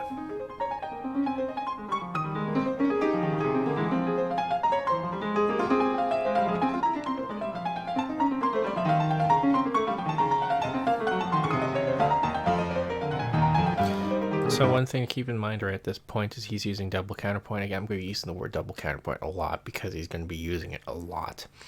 So, bum bum bum, bum bum bum. So this right here, and then you have this.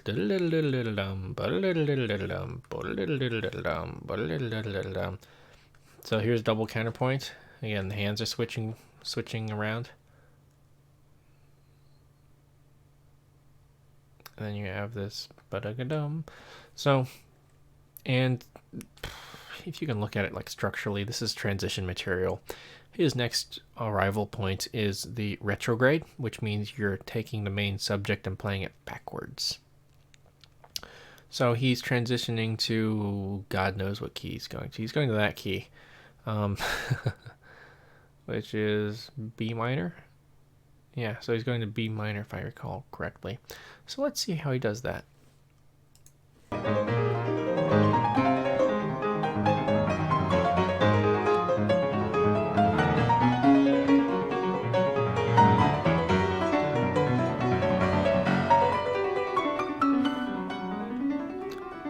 This is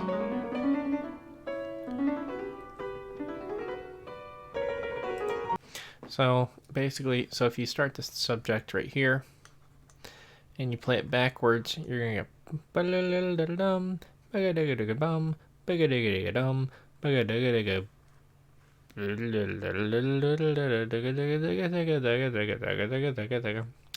because it's so memorable.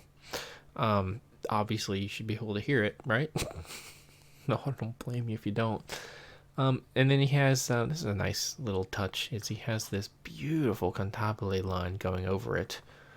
Bum bum bum bum bum bum bum, and then he's got this nice crossing over here. This is really fun to play with because you have this, your hands are overlapping in this point. It's so artful. Let's listen to it. I love it so much. We're gonna listen to it again. Just thunders that F sharp.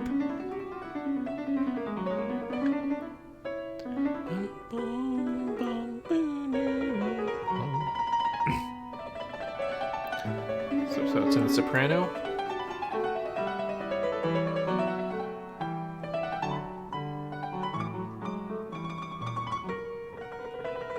Now it's in the bass.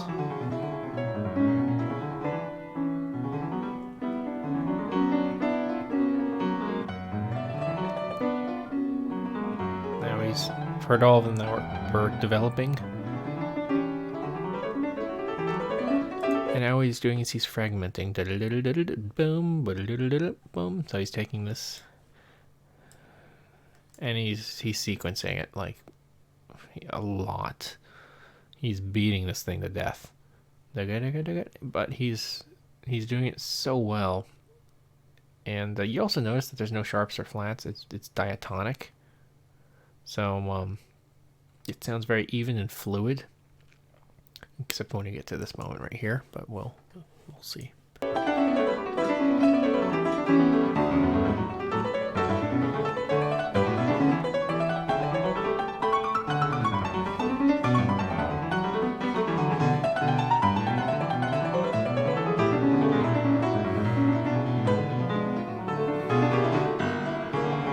the main theme, the bass.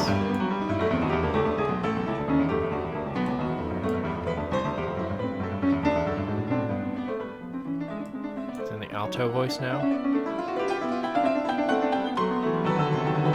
Here's the inversion. Oops. Here's the inversion right here. Bum, ba-da-da-da-da-dum, ba-ga-da-ga-da-ga-dum, ba-ga-da-ga-da-ga-dum. So it's a mirror image essentially. I must skip too far.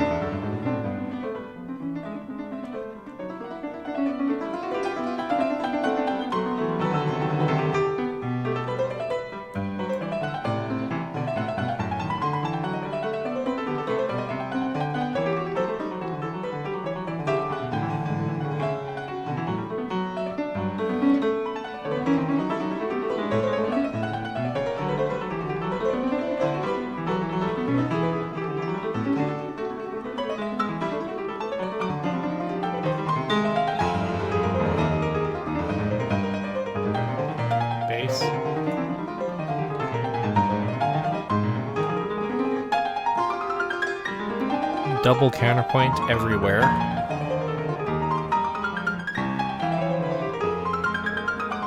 It's breaking it down.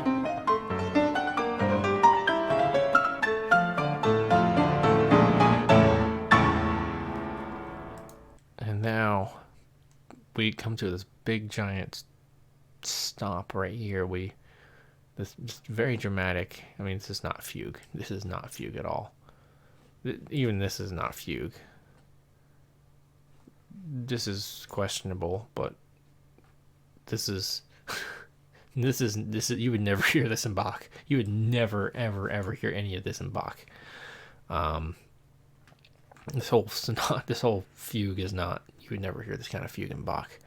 This is a Beethoven fugue. This, though, you might hear in Bach. This next section is a contrasting B section, you can say. And this B section, if you like, is I don't know why it's here, to be honest, other than to add contrast. But it's very much needed because everything is so complicated and so intricate and chromatic that we need some time to breathe, and Beethoven gives us that with this una corda passage, sempre dolce cantabile, sempre legato. So it's very much nice that he gives us this.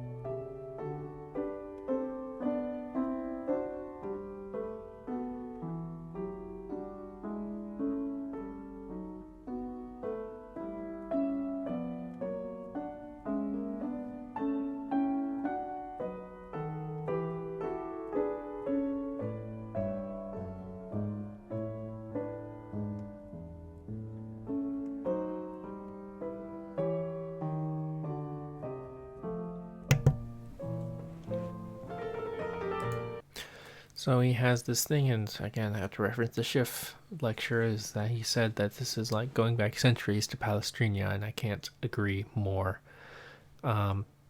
This is counterpoint, but this might sound like a contradiction, but it's a homophonic counterpoint, I would say. The reason I say that is it's like a choir. Is you have all these voices lined up with each other. You don't, well, except for this guy, but I mean, you don't have different rhythmic note values, so to speak. Everything is quarter notes, and for the most part, it's very simplified. This is choral writing. Yeah, choral writing, you want to write everything together, homophonically, so to speak. But then Beethoven brings back the main subject, and over the top of it has the secondary subject underneath it, the chordal motive, you can say, right over it, and it's gonna explode. It's just gonna detonate in just a minute here. So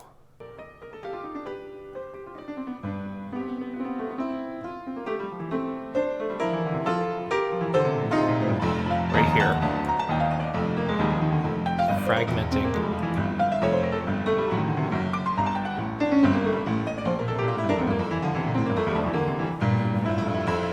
And right here, we've got the last so-called compositional fugal technique of a stretto.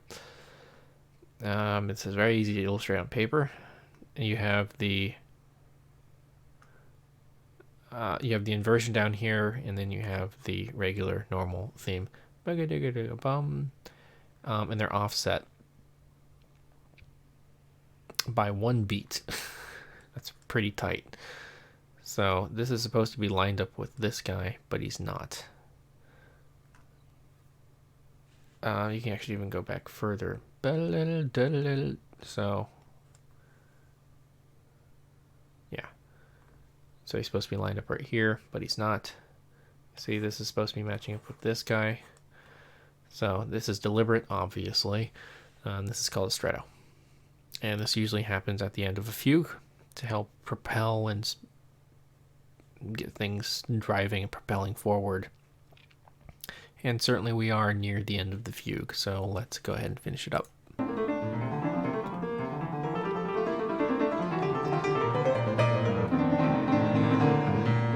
Still in a stretto.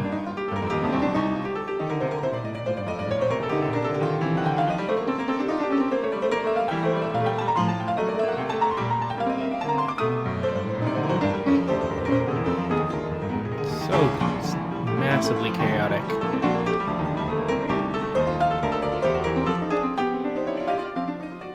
Here's our dominant 5 pedal.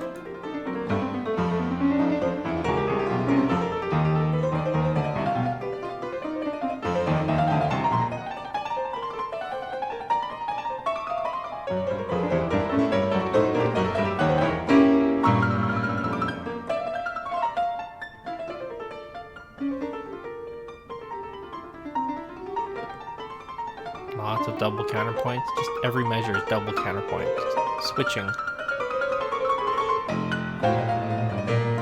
Inversions.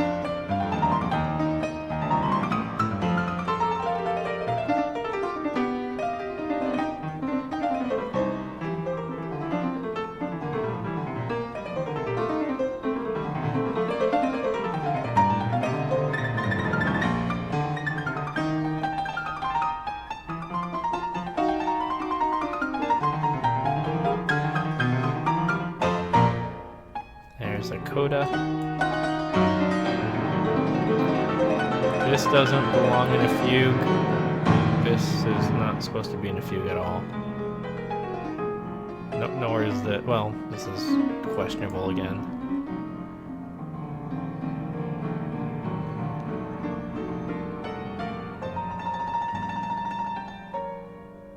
There's our little trill motive.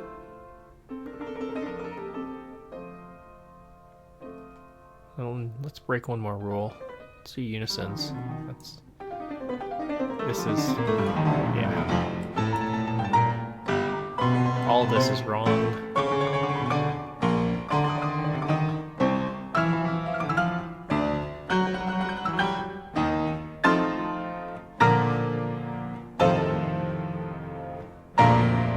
And for good measure, let's just end it on a weak beat as well. So, I mean,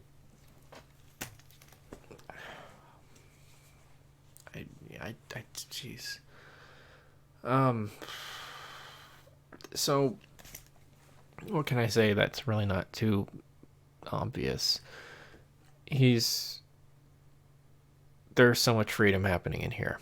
It's really hard to explain because this is all just coming from his head. I can't explain what's coming out of his head. So, I don't know why he decided to do this. The unisons work. I guess he knew the E minor fugue because this is the only time in Bach where unisons happen, and to make it even weirder, it's a 2-part fugue. Which how many 2-part fugues did Bach write? I don't know, like 1 or 2, not very many. It's like, what's the difference between a 2-part fugue and an invention?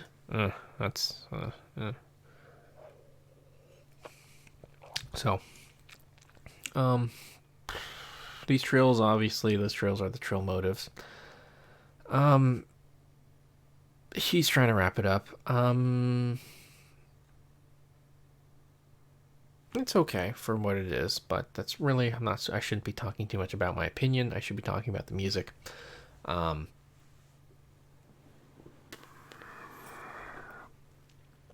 These trills are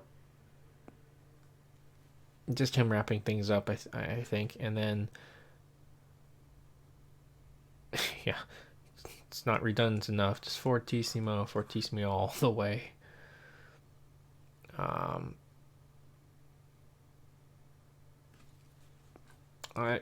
almost speechless because this is a coda, so I guess he feels he can do whatever the hell he wants to do. which, to be honest, really he can. So it's because the coda really it's right here. So there is stuff to be learned here, though it's just very hard to find. And this is something that's going to take me probably more decades in order to really grasp and understand. But I'm just going to leave it at that because this stream has been long enough as it is.